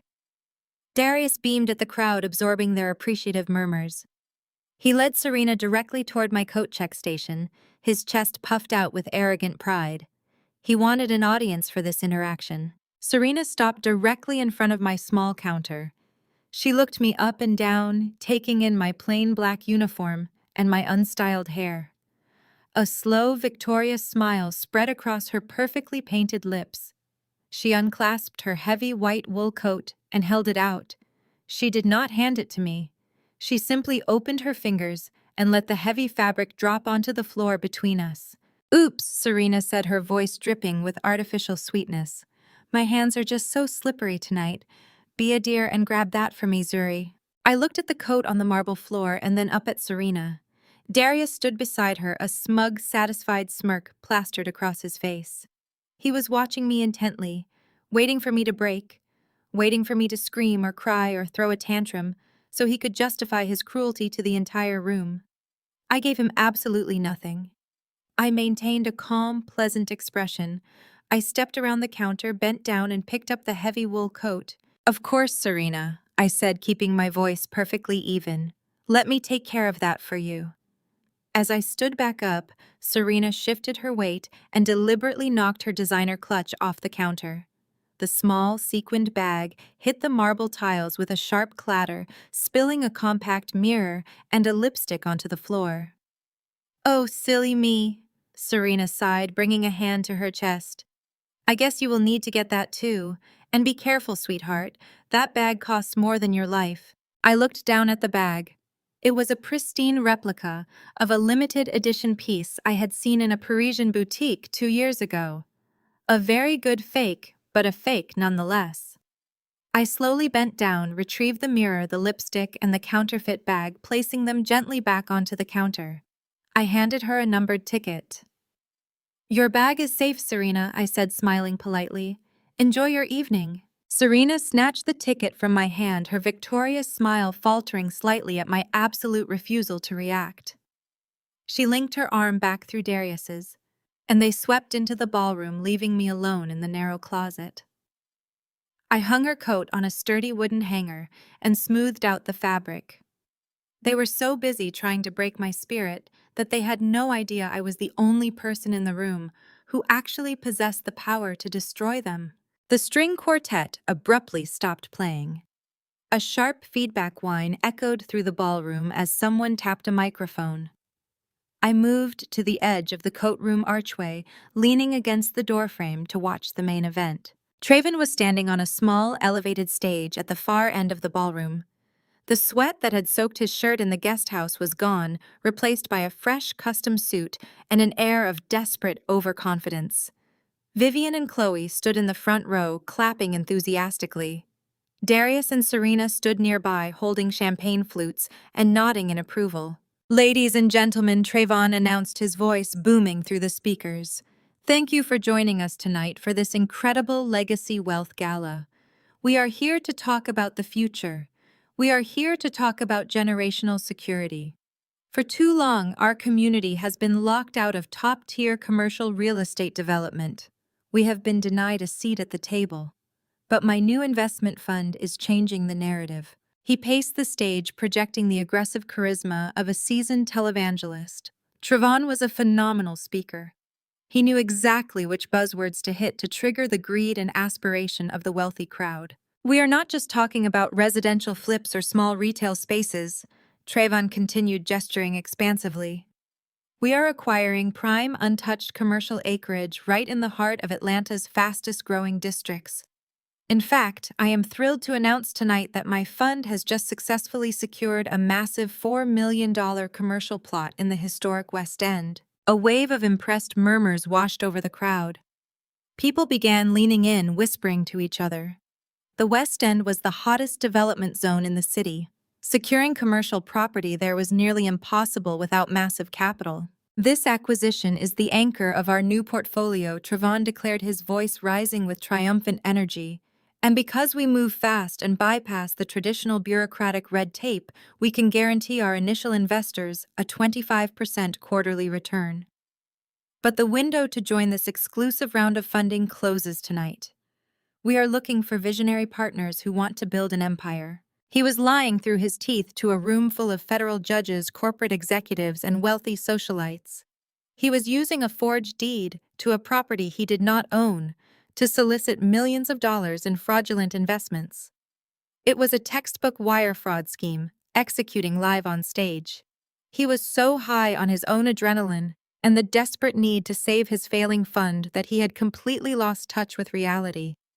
He honestly believed he had outsmarted the system. I watched as the crowd erupted into applause. Vivian was practically vibrating with joy, hugging Chloe and wiping away fake tears of pride. Several well-dressed men in the front row were already pulling out checkbooks and signaling to Trevon's assistants. They were taking the bait. The Holloways were minutes away from collecting millions of dollars in stolen capital. I stood in the shadows of the coat room, observing the exact moment their greed sealed their destruction. The trap was fully loaded, and they were willingly stepping right onto the trigger. Suddenly, a deep, rhythmic vibration began to rattle the crystal glasses on the catering trays. It started as a low hum, barely noticeable beneath the chatter of the excited guests. But within seconds, the vibration grew into a heavy, pulsating roar that shook the large pane windows of the grand ballroom. The sound of Trevon's voice over the microphone was completely drowned out by the deafening noise descending from the sky. I felt my phone vibrate sharply against my hip in the pocket of my plain black pants. It was a specific encrypted alert tone. I pulled the device out and glanced at the screen. The message was from my father's chief of staff. It consisted of a single terrifyingly precise sentence. The helicopter has entered the airspace. I looked up toward the grand vaulted ceiling of the Holloway mansion. The deafening roar of the heavy twin-engine chopper was now directly above us, violently rattling the expensive chandeliers. The wealthy investors stopped writing their checks. Trevon froze on the stage, his confident smile melting into a mask of pure confusion. Vivian clutched Darius's arm, looking up at the shaking ceiling in absolute terror. They thought they were hosting a charity gala to build an empire. They had absolutely no idea that the real empire had just arrived to tear their fake world apart. I slipped my phone back into my pocket, untied the cheap black apron from my waist, and tossed it onto the coat check counter. I stepped out of the shadows and walked slowly toward the center of the ballroom. The show was finally over, but before my foot could cross the threshold, a heavy hand clamped violently around my upper arm. Darius's grip was intentionally bruising, his manicured fingernails biting painfully into my skin through the thin, cheap fabric of my coat check uniform. He did not say a word as he yanked me backward, throwing me off balance. He pulled me out of the glittering hallway and dragged me down the dimly lit private residential corridor. He shoved me into my late father-in-law's mahogany-paneled study. The heavy, solid oak door slammed shut behind us, cutting off the cheerful sounds of the gala and sealing me inside. I caught my balance and looked up, taking in the scene. This was not a private conversation between a husband and wife. It was a carefully orchestrated execution. Vivian was seated behind the massive executive desk, her posture radiating absolute authority and unconcealed malice. Chloe stood by the floor-to-ceiling bookshelves, swirling a glass of vintage champagne with a smug, self-satisfied grin. Serena was draped over the expensive leather Chesterfield sofa, crossing her long legs and looking at me as if I were a repulsive stain on the Persian rug. The entire court had assembled for my final sentencing. Darius smoothed the lapels of his custom tuxedo and glared down at me. The supportive facade he had worn when we first met was completely eradicated. Back then, he had played the role of the humble heir, desperate to break free from his family's toxic legacy. He pursued me, relentlessly convinced that a quiet book restorer was absolutely perfect. He believed that a woman with no surviving family and no visible assets would be the ultimate submissive prop for his personal redemption narrative. He married me because he believed my lack of extreme wealth equated to a complete lack of personal power. He wanted a weak, vulnerable wife who would stay quiet, demand nothing, and serve as a shield against his mother's financial control. I was supposed to be easy to manipulate, a completely silent shadow who would never dare to question his authority or challenge his fragile ego in any way whatsoever. But I had refused to play that pathetic submissive part. "I am done playing these exhausting games with you, Zuri." Darius spat, his voice vibrating with barely contained rage. "You have been a massive, frustrating thorn in my side since the very first day I brought you into this house. I honestly thought you would eventually learn your place. I thought you would finally recognize the incredible, magnificent gift I gave you by elevating you from your pathetic poverty. But you are simply too ignorant to understand how the real world operates." He reached inside his tailored jacket pocket and pulled out a thick, heavy stack of legal documents. He threw them aggressively, hitting me squarely in the chest. The professionally bound papers fell to the floor, landing at my feet with a heavy, resounding thud. "Divorce papers," Darius stated, his tone completely devoid of any human warmth. "I want you out tonight, Zuri. You bring absolutely nothing to the table. Serena is the true future of this family. She deeply understands generational wealth. You are just a temporary, embarrassing mistake that I am finally correcting today." Vivian let out a dry laugh from behind the executive desk. "It is about time, Darius," she declared, standing up and smoothing her dark emerald designer gown. "I told you from the very beginning that this pathetic street rat would never fit into our exclusive world. You cannot teach elegance to someone born in the filthy gutter." Vivian walked slowly around the heavy desk, her heels clicking sharply against the hardwood floor. She stopped right in front of me, her eyes narrowed with pure, venomous hatred. "You really thought you could outsmart us, did not you, Zuri?" Vivian hissed, leaning close to my face. "You thought your little act of defiance with that worthless West End property would give you leverage over me. But my family always wins. Trayvon just secured the massive funding we desperately need. We are untouchable today. You, on the other hand, are entirely expendable."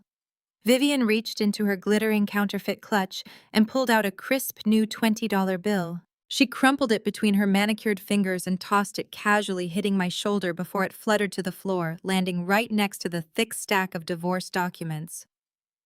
"For your bus fare back to the hood," Vivian gloated, a cruel smirk dominating her aging features. "Do not even bother packing your things.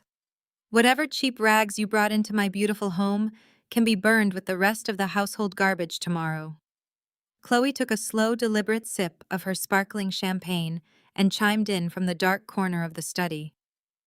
"Make sure you leave through the back service exit, Zuri. We certainly do not want you ruining the elegant aesthetic of our gorgeous departure photos when the society photographers arrive later tonight. The hired valets might easily confuse you for one of the temporary cleaning staff anyway."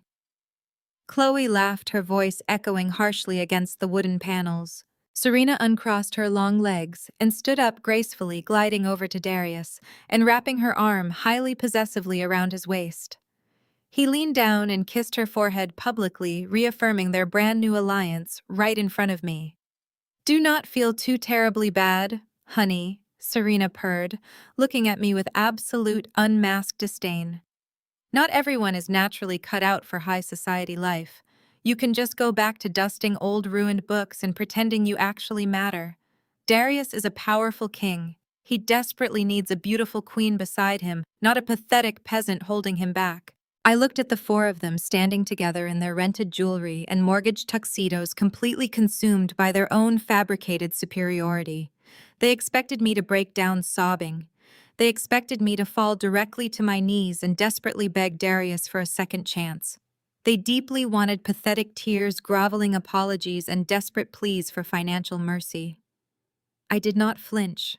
I did not shed a single tear. I simply maintained a posture of absolute calm, letting the heavy, suffocating silence stretch out in the room until their smug, arrogant smiles began to falter slightly.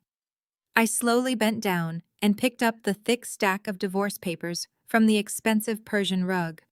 I placed them squarely on the edge of the mahogany desk. I calmly reached over and picked up a heavy gold-plated pen resting right next to Vivian's leather blotter. I quickly flipped directly to the final signature page. I did not bother reading the settlement terms. I did not care what ridiculous demands Darius had included regarding spousal support or property division, because absolutely none of it mattered anymore. My hand was flawless and remarkably steady as I pressed the heavy pen to the thick paper. I signed my name with bold, sweeping strokes, legally severing the very last tie that bound me to this pathetic, crumbling dynasty. I capped the gold pen and placed it back on the desk with a sharp, metallic click. I picked up the signed documents and held them out directly to Darius.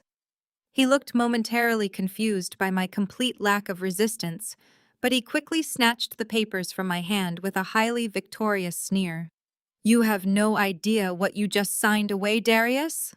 I said, my voice dropping to a dangerously quiet, deadly octave. "You really think you are simply discarding a liability?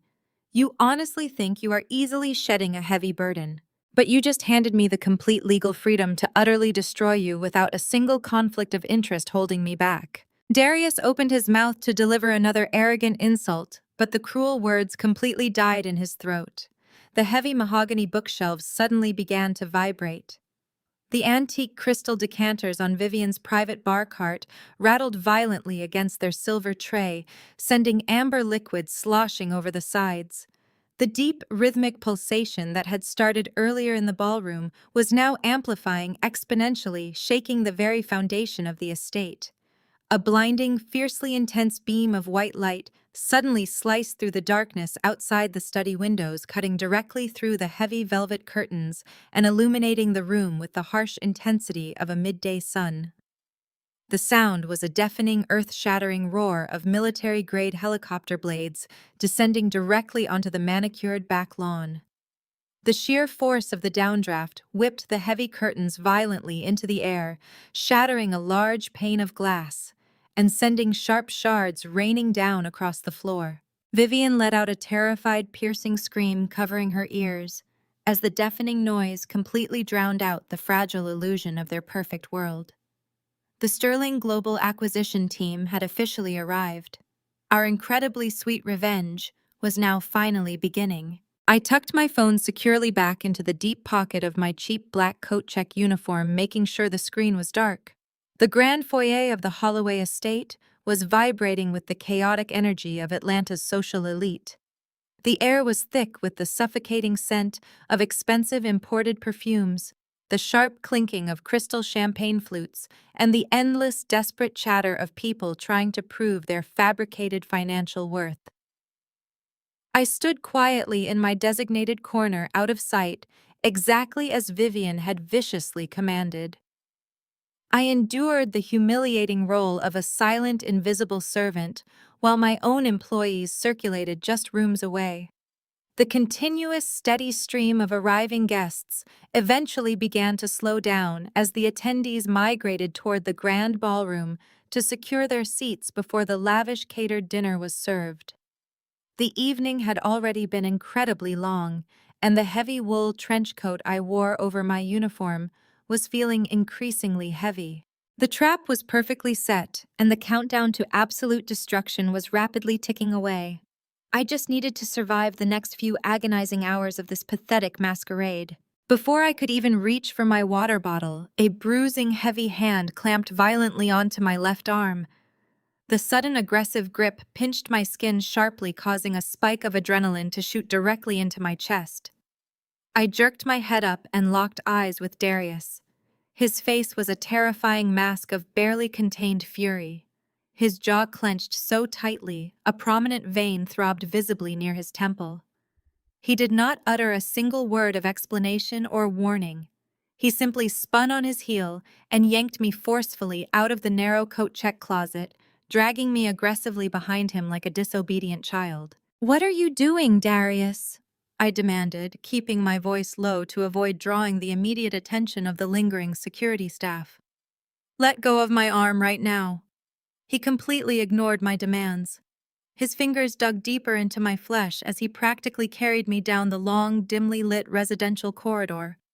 We rapidly bypassed the glittering, noisy ballroom, entirely heading straight toward the isolated back wing of the massive, sprawling estate.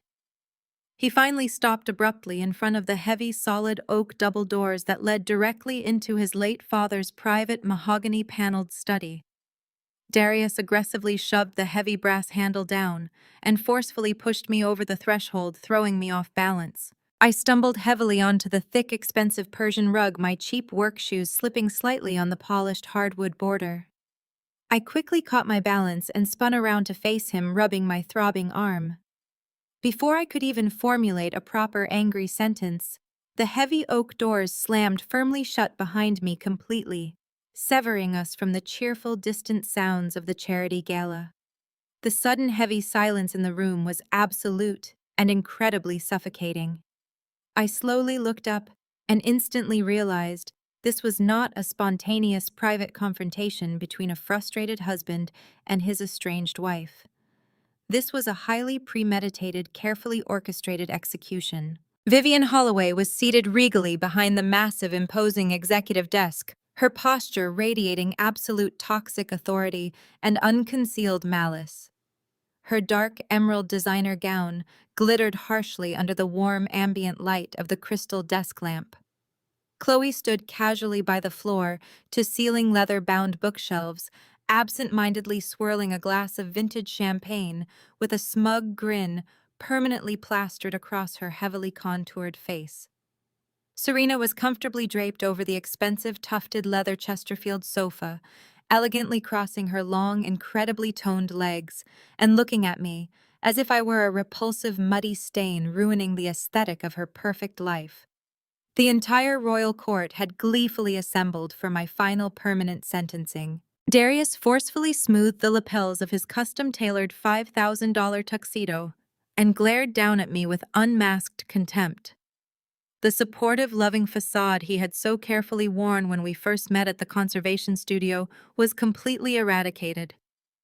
Back then, he had played the compelling role of the humble, rebellious heir desperately yearning to break free from his family's incredibly toxic, superficial legacy.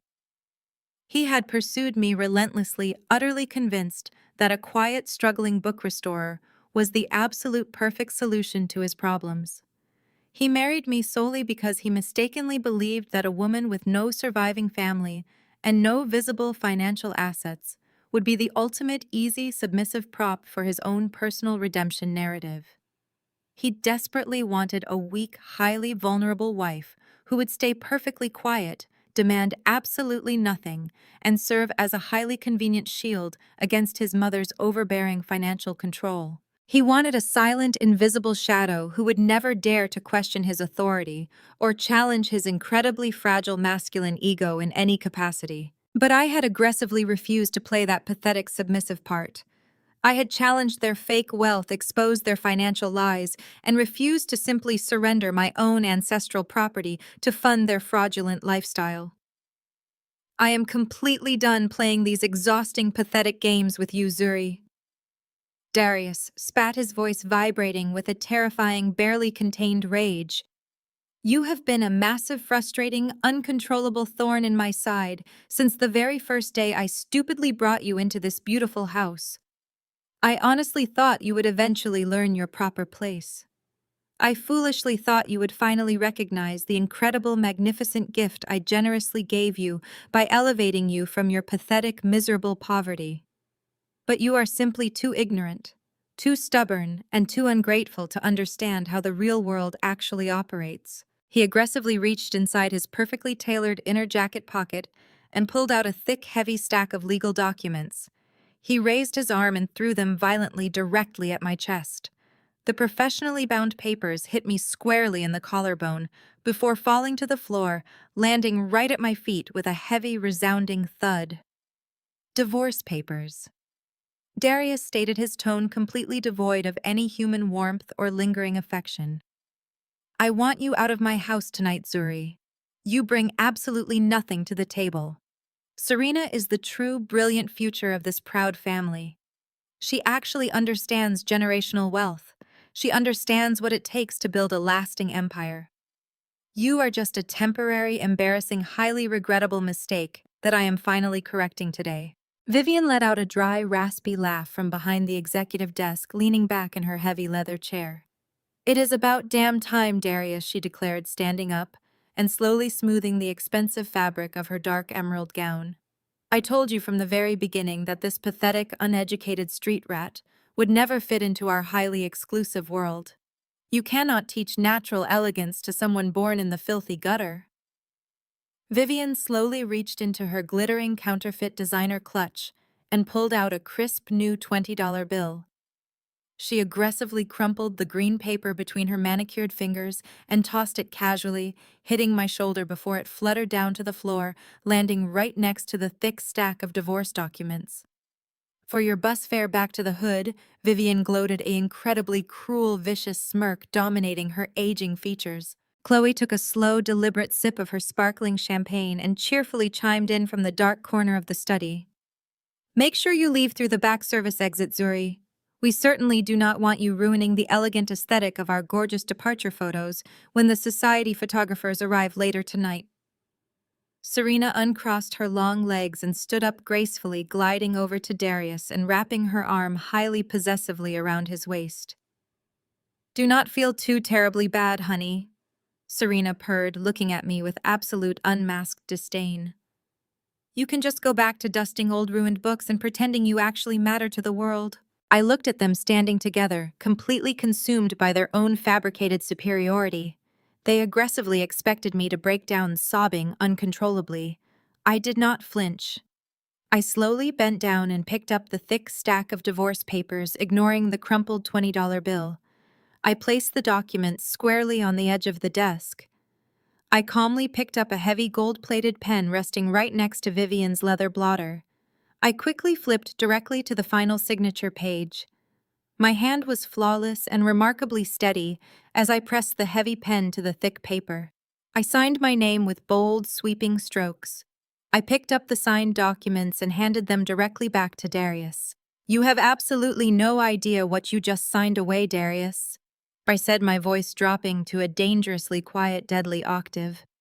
The study windows suddenly rattled violently against their wooden frames. A blinding white spotlight suddenly cut directly through the absolute darkness outside, accompanied immediately by the deafening, earth-shattering roar of military-grade helicopter blades. The hurricane-force winds generated by the massive Sikorsky helicopter continued to tear mercilessly through the shattered study window. The antique Persian rug flipped violently over itself while Vivian's meticulously organized financial ledgers blew across the room like worthless confetti. I stood perfectly still, watching the Holloways completely lose their minds. The arrogant smirks had been instantly wiped from their faces, replaced by a raw, primal terror. They had spent their entire lives hiding behind gated communities, completely insulated from the physical world. Now an unstoppable force had quite literally crashed through their fragile defensive perimeter, tearing up the landscaping. What on earth is happening? Vivian screamed, her voice barely audible over the mechanical thunder. She grabbed the edge of her heavy executive desk for physical support, her knuckles turning completely white. Security. Where is the estate security? Darius abandoned the divorce papers entirely. He rushed out of the study and sprinted down the hallway toward the grand ballroom. Serena and Chloe blindly followed him, tripping over their expensive evening gowns in their desperate panic. I walked calmly behind them, leaving the ruined study and stepping into the chaotic, glittering foyer to watch the absolute destruction of their pathetic reality. The scene in the main ballroom was absolute pure pandemonium. Wealthy investors and high society socialites were scrambling away from the massive floor-to-ceiling glass patio doors. The heavy vibrations had shattered dozens of crystal champagne flutes, sending expensive alcohol in sharp shards raining down across the imported marble dance floor. The string quartet had abandoned their instruments, fleeing toward the safety of the catering kitchen. Through the large glass doors, the monstrous black helicopter sat squatting aggressively on the ruined grass. Its powerful, rotating blades slowly began to decelerate, sending final gusts of wind whipping through the flowers. The side door of the aircraft slid open with a sharp mechanical hiss. 6 men stepped out in perfect unison. They wore identically tailored dark suits and moved with lethal military precision, instantly fanning out to secure a solid perimeter around the aircraft. They were not standard private security guards. They were elite, highly trained operatives who projected an aura of absolute terrifying authority. The wealthy guests inside the ballroom fell completely silent, captivated by the unprecedented display of raw power unfolding right in front of them. Trayvon immediately jumped down from the stage and eagerly pushed his way forward. Vivian forcefully shoved several prominent judges and wealthy socialites out of her way, desperate to reach the patio doors first. She quickly smoothed her emerald gown and aggressively plastered on her absolute best fake welcoming smile. She honestly believed this dramatic arrival was for her specific benefit.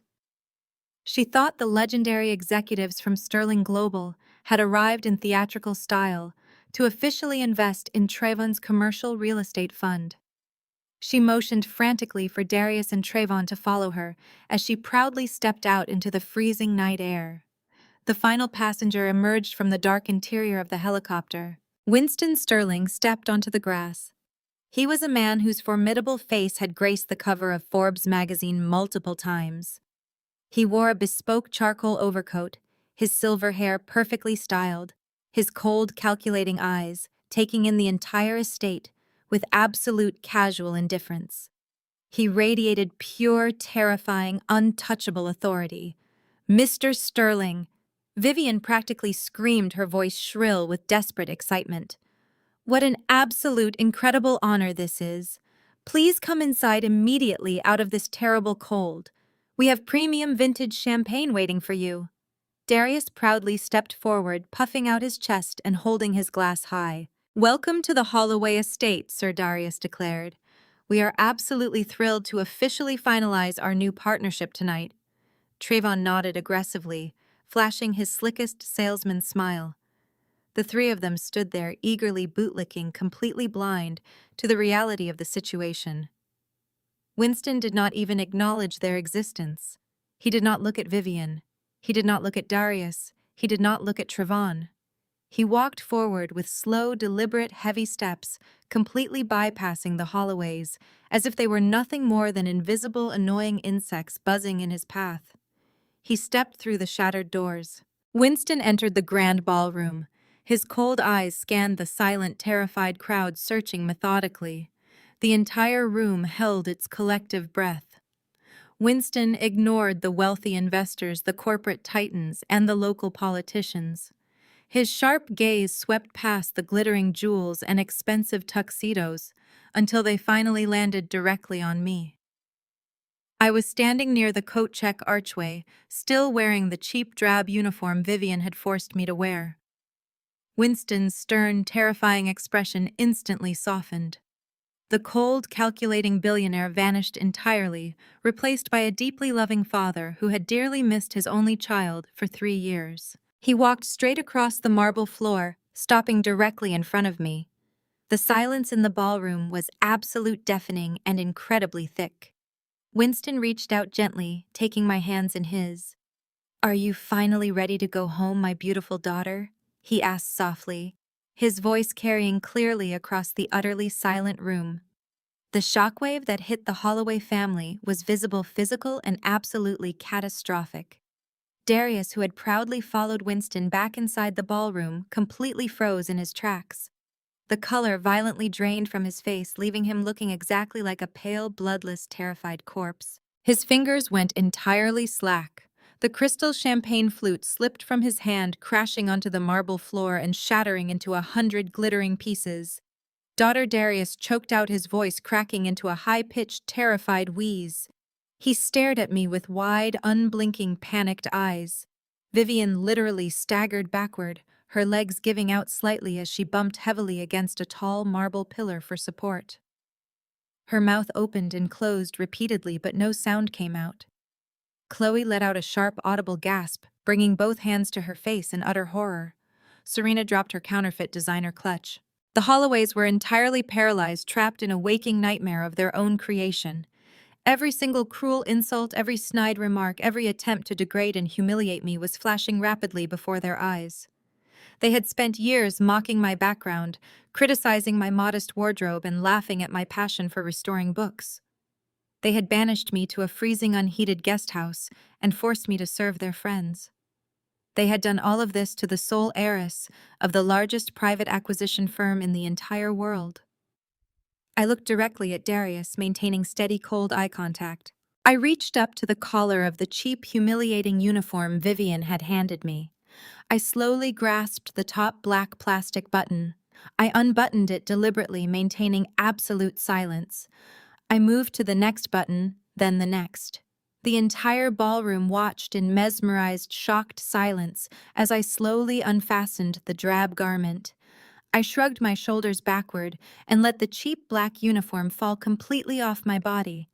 It pooled onto the marble floor at my feet like discarded trash. Underneath the truly humiliating disguise, I was wearing a breathtaking, stunning custom-made Tom Ford dark evening dress. The fabric was a deep midnight blue silk that caught the light with every slight movement, clinging perfectly to my frame. I stepped forward out of the puddle of the discarded uniform, leaving the servant persona behind forever. I stood tall, my posture radiating the exact same terrifying, untouchable authority as my father. I turned my head slowly, sweeping my gaze across the entire crowd of wealthy socialites and panicked investors, before finally letting my eyes lock onto the shattered, trembling remains of the Holloway family. "Allow me to properly reintroduce myself," I announced, my voice ringing out perfectly clearly. "I am Zuri Sterling. I am the sole heiress to the Sterling global empire. And for the past 3 excruciating years, I have been your personal, unappreciated maid." The collective gasp from the 200 guests echoed loudly through the vaulted ceiling. Vivian let out a small, pathetic whimper, sliding further down the marble pillar. I stepped closer to Darius.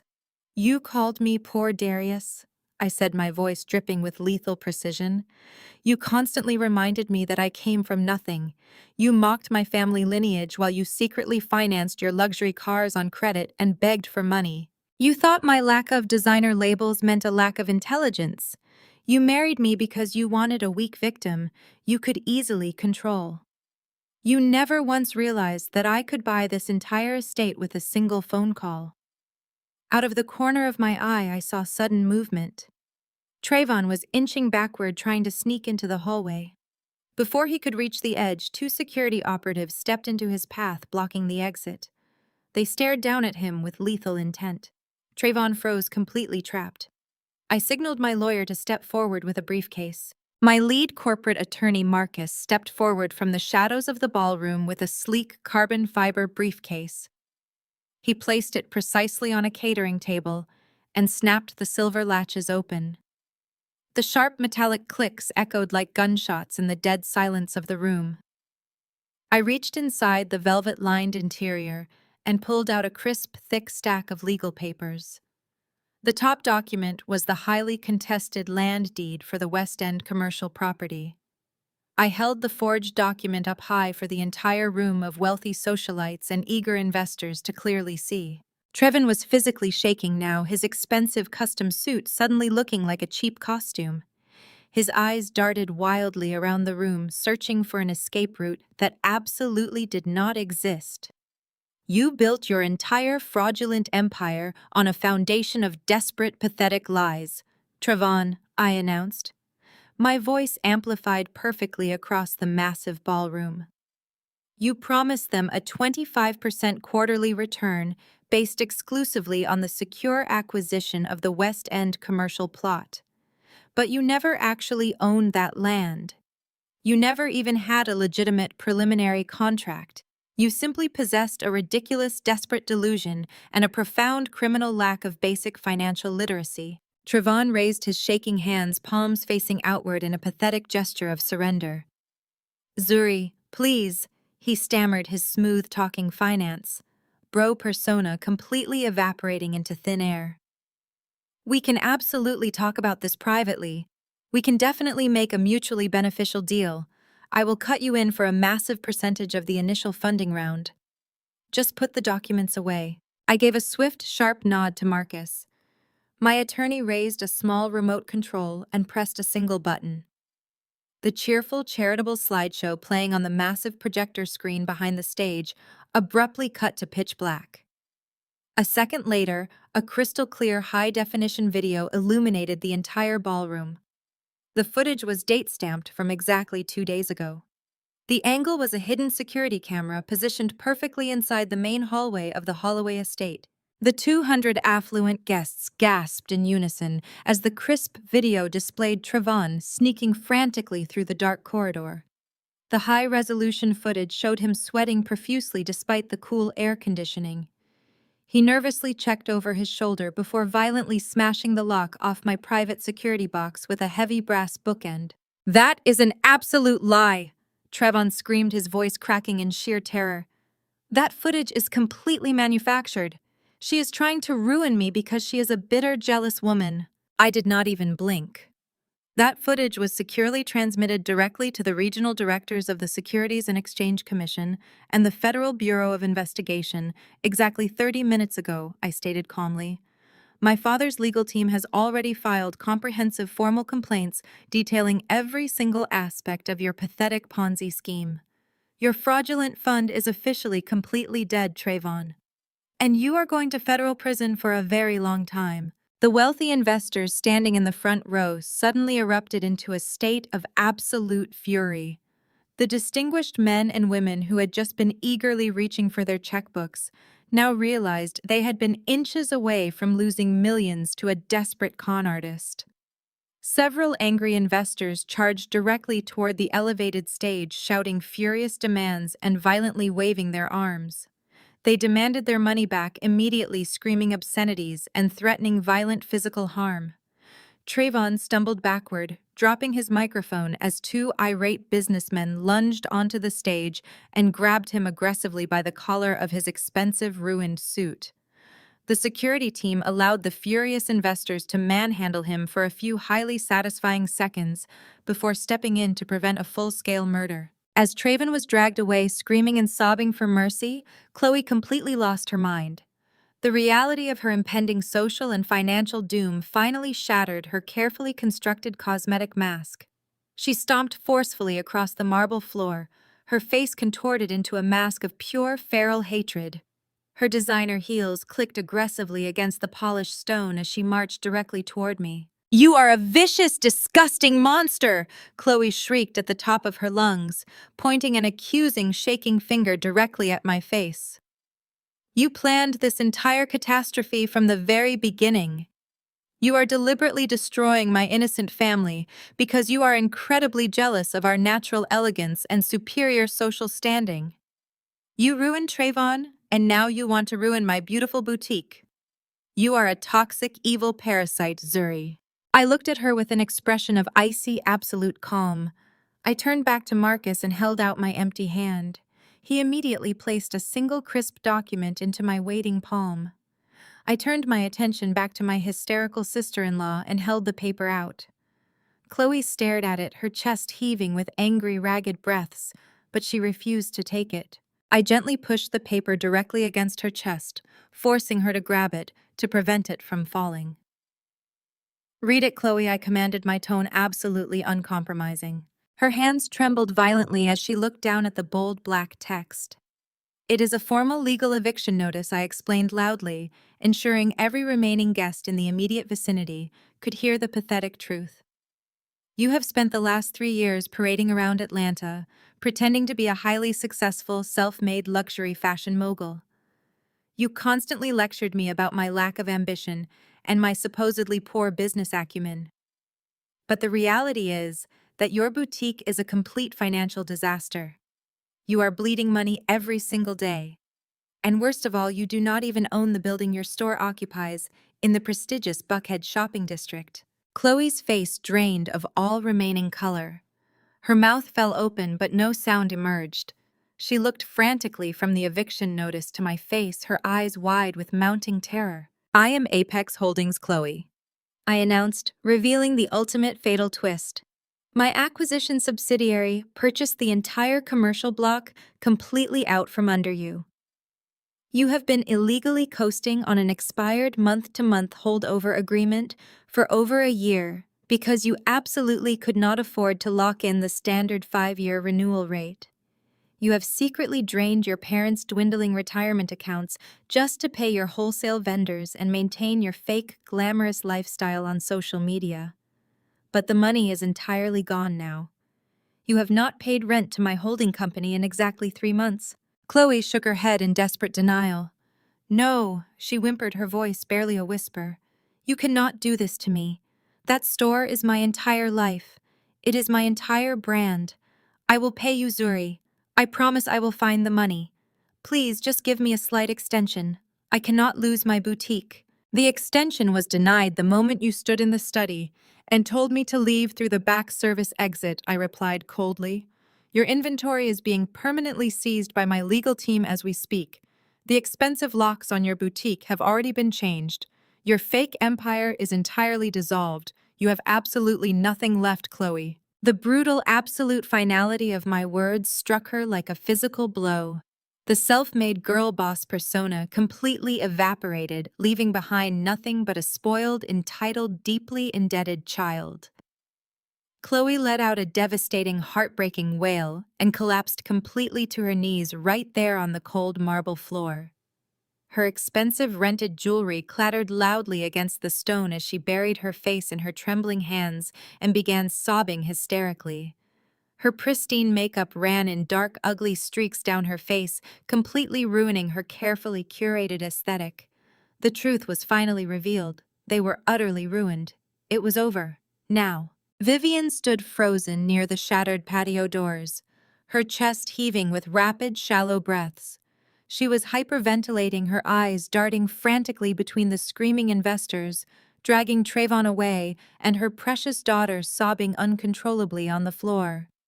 The foundation of her entire identity was completely shattered. She had spent her entire life worshipping actual, untouchable power, and now that exact power was actively crushing her family into dust. She reached out blindly and grabbed Darius's arm, her perfectly manicured fingers digging desperately into his tuxedo sleeve. "Darius, talk to your wife!" Vivian screamed, her voice shrill with raw, panicked desperation. "Fix this catastrophic mess right now, Darius. Make her stop this madness immediately. Do whatever you have to do, but fix this right now." I turned slowly away from the sobbing mess of Chloe on the floor. I locked my deadly, unflinching gaze directly onto Vivian and Darius. They were frozen in pure terror, realizing that their entire world had collapsed around them. I stood tall, holding all the cards ready to strike the final devastating blow today. The intense downdraft from the massive military helicopter instantly shattered the remaining clear glass panes of the mahogany study. Vivian shrieked in absolute terror, throwing her arms over her expensive hairstyle as her fraudulent financial ledgers were violently blown across the room like completely worthless pieces of cheap white confetti. Chloe and Serena immediately dropped to the floor, covering their heads, while the deafening roar consumed the entire estate. Darius stood frozen in pure shock, staring out the ruined window at the tactical aircraft touching down on his manicured lawn. The massive side door slid open with a mechanical hiss. 6 elite security operatives stepped out onto the grass, moving with terrifying military precision. They instantly formed a secure perimeter around the aircraft, holding highly sophisticated assault rifles. The wealthy guests in the distant ballroom began screaming and running in blind panic, completely terrified by the sudden violent tactical invasion. A tall, commanding figure finally emerged from the dark interior of the sleek black helicopter. Winston Sterling stepped onto the ruined grass, wearing a pristine charcoal overcoat. His silver hair remained perfectly styled despite the aggressive wind. He radiated an aura of absolute terrifying power that commanded immediate total submission. My father did not look at the screaming guests or the terrified security guards running across the estate. He walked with slow, deliberate steps directly toward the study. Vivian scrambled to her feet, desperately trying to smooth her ruined emerald gown. She actually believed he was here for her benefit. "Mr. Sterling!" Vivian screamed over the dying roar of the helicopter blades. "What an incredible honor this is! We have vintage champagne waiting for you inside." Darius aggressively puffed out his chest, trying to look like a competent, powerful businessman instead of a pathetic broke fraud begging for investment money. "Welcome to the Holloway estate, sir," Darius shouted, stepping forward with a fake, confident smile. "We are absolutely thrilled to finalize our partnership tonight." Winston completely ignored them. He walked straight past Vivian and Darius, treating them like invisible, annoying insects buzzing pointlessly around his expensive, custom-tailored Italian shoes. His cold, calculating eyes scanned the ruined study until they finally landed directly on me. I was still standing in the corner wearing that cheap, humiliating black coat check uniform. The terrifying billionaire titan instantly transformed into a deeply loving father who had missed his only child for 3 years. He walked straight across the antique Persian rug and stopped directly in front of me. "Are you finally ready to go home, my beautiful daughter?" he asked softly, his voice carrying tremendous warmth and unyielding authority. The entire room fell into an absolute, dead, suffocating silence at his shocking words. The shockwave that hit the Holloways was a physical, devastating blow. Darius violently recoiled as if he had been physically struck in the chest by a freight train. The heavy crystal glass he was holding slipped from his numb fingers and shattered loudly against the polished hardwood floor beneath him. Daughter Darius choked out his voice, reduced to a pathetic, high-pitched, terrified squeak. He stared at me with wide, unblinking, panicked eyes, completely unable to comprehend the absolute massive reality shift occurring right before his very face. Vivian literally staggered backward, bumping into her heavy, imposing executive oak desk. Chloe brought both trembling hands to her heavily contoured face, letting out a sharp, audible gasp of pure, unadulterated horror. Serena dropped her counterfeit designer clutch onto the floor, staring blankly at my father and then at me. Their entire fabricated world was permanently crashing down around their ignorant heads. Every single vicious insult they had ever hurled at me flashed rapidly through their paralyzed minds. They had spent 3 agonizing years mercilessly mocking my modest background, laughing at my quiet disposition, and treating me like an ignorant, disposable peasant who was infinitely beneath their elevated social standing and wealth. They never realized that their constant, cruel degradation of my character was actually a direct insult to a billionaire heiress who possessed enough generational wealth to completely obliterate their entire bloodline with a single casual signature. I did not break eye contact with my utterly terrified, pathetic ex-husband Darius. I slowly reached up to the stiff, uncomfortable collar of my incredibly cheap black coat check uniform. My fingers were flawlessly steady as I gripped the top plastic button and deliberately unfastened it. The entire room watched me in absolute mesmerizing silence as I moved to the next cheap button. I unbuttoned the hideous garment all the way down and gracefully shrugged it off my shoulders.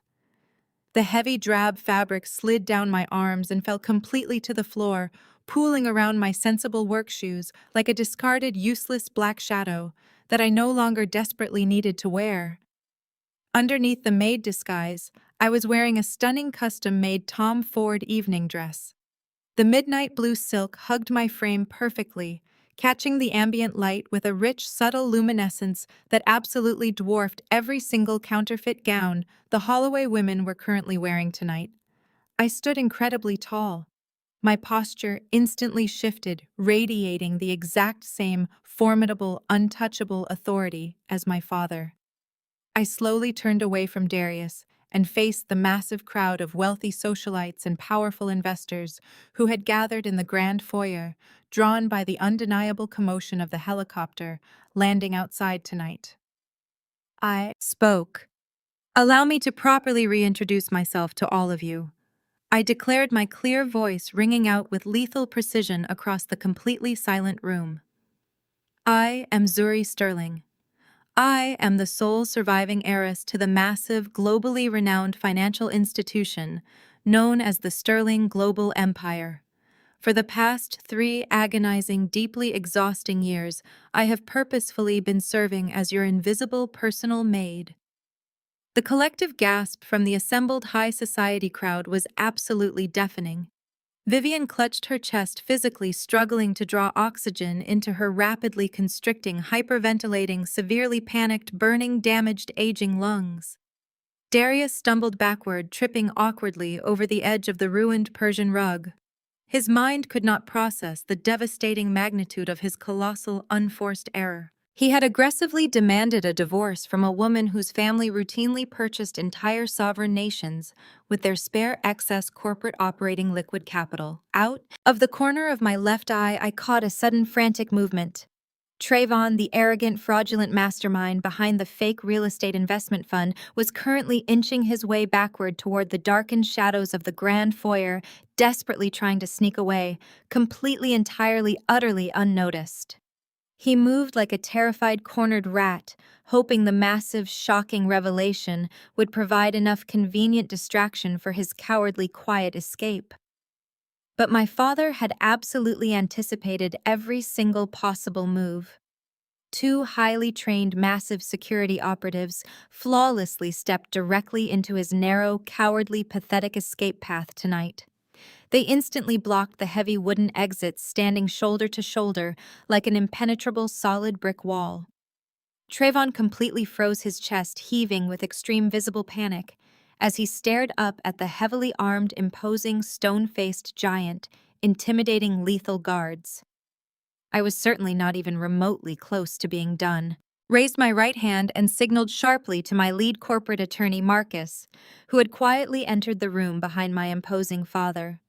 Marcus immediately stepped forward from the dark shadows, carrying a sleek, highly secured, reinforced, heavy titanium briefcase that contained their absolute financial total, utter permanent destruction. He placed the heavy metallic briefcase firmly onto her massive desk. The sharp, crisp, metallic clicks of the twin silver latches opening echoed violently loudly through the perfectly silent, utterly paralyzed room. The grand, magnificent illusion of the Holloway dynasty was officially over. Their ultimate, final, permanent, absolute destructive reckoning had finally arrived tonight.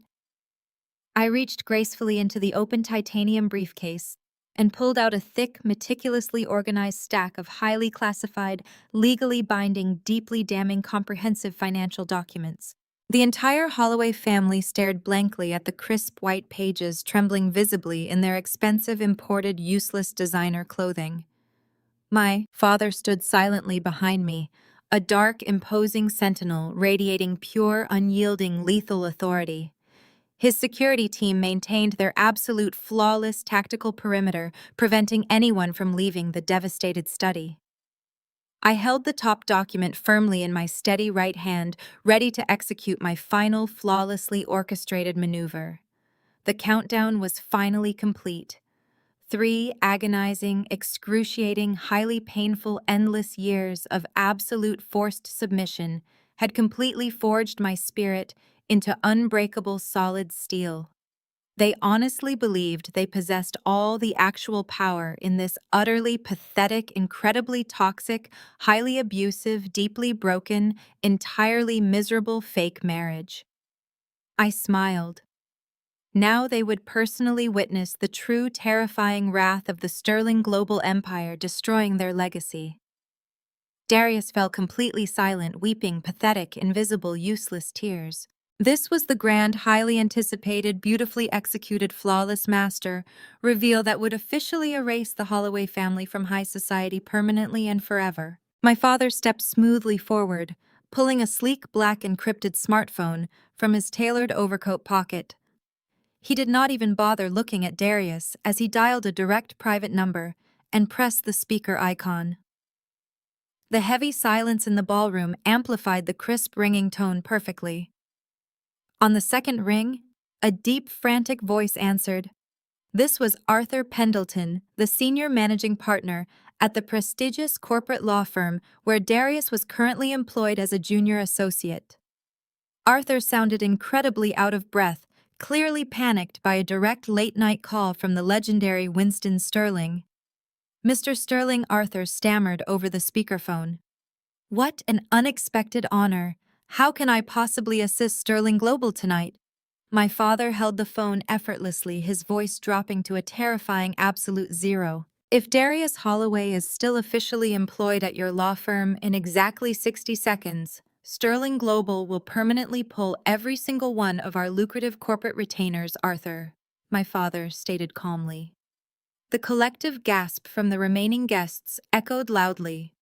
Darius fell completely to his knees, his expensive trousers hitting the marble floor with a heavy, pathetic thud. No, Darius choked out, reaching weakly toward the phone. Mr. Pendleton, please. You have to listen to me. Arthur did not hesitate for a single fraction of a second. Darius, you are immediately terminated effectively. Right this exact second. Arthur barked over the speakerphone, his tone radiating absolute, ruthless self-preservation. Furthermore, I have just received an advanced encrypted file detailing your direct legal involvement in Trevon's fraudulent real estate acquisition scheme.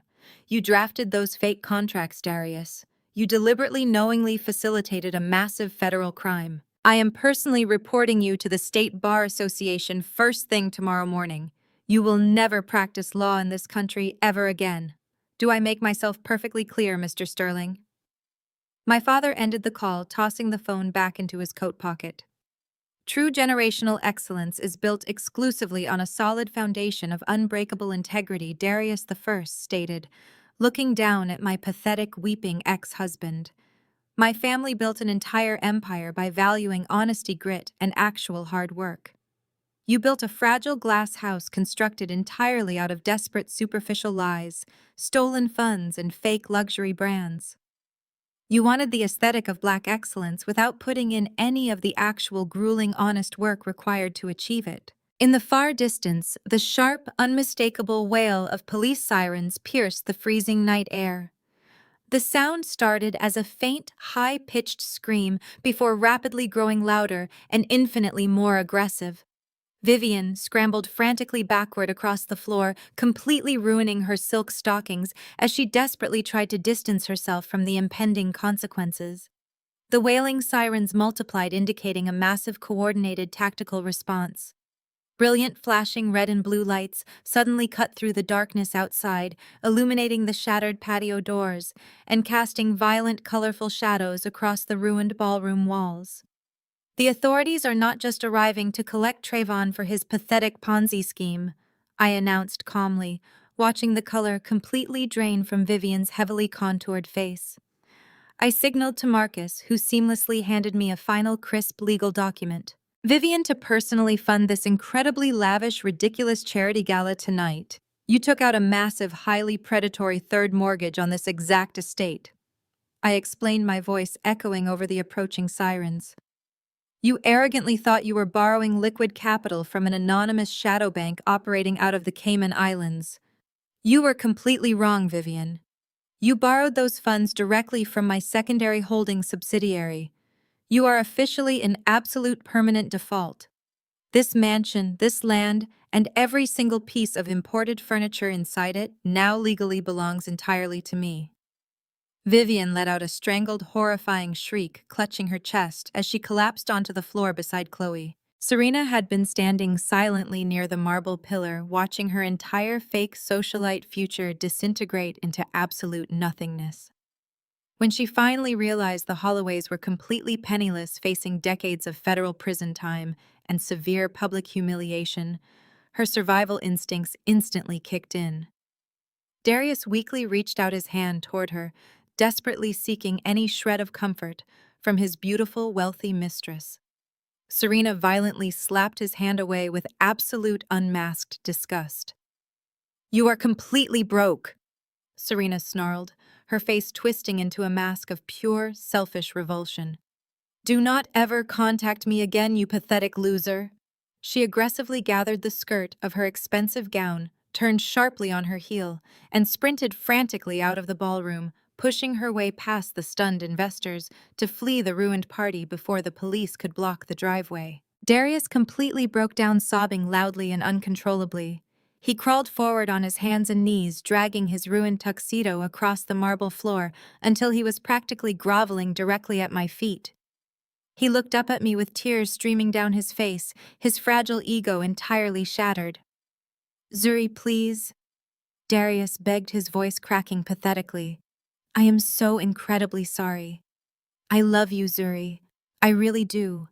We can fix this massive misunderstanding. Please just tear up those divorce papers. I am your husband. We are supposed to be a team." I looked down at the miserable crying man groveling on the floor. I felt nothing for him. I reached out to Marcus and retrieved the thick stack of divorce documents. I casually tossed the heavy stack of papers directly onto his heaving chest. "You wanted a woman who understands the stakes of building an empire, Darius," I said, my voice cold. "It is a shame you did not realize you were already married to one." I turned my back on the weeping family. I gracefully linked my arm through my father's sturdy elbow. We stepped through the shattered patio doors out into the dark night. As the chopper lifts off, I look down at the flashing police lights, finally breathing absolute freedom and vindication.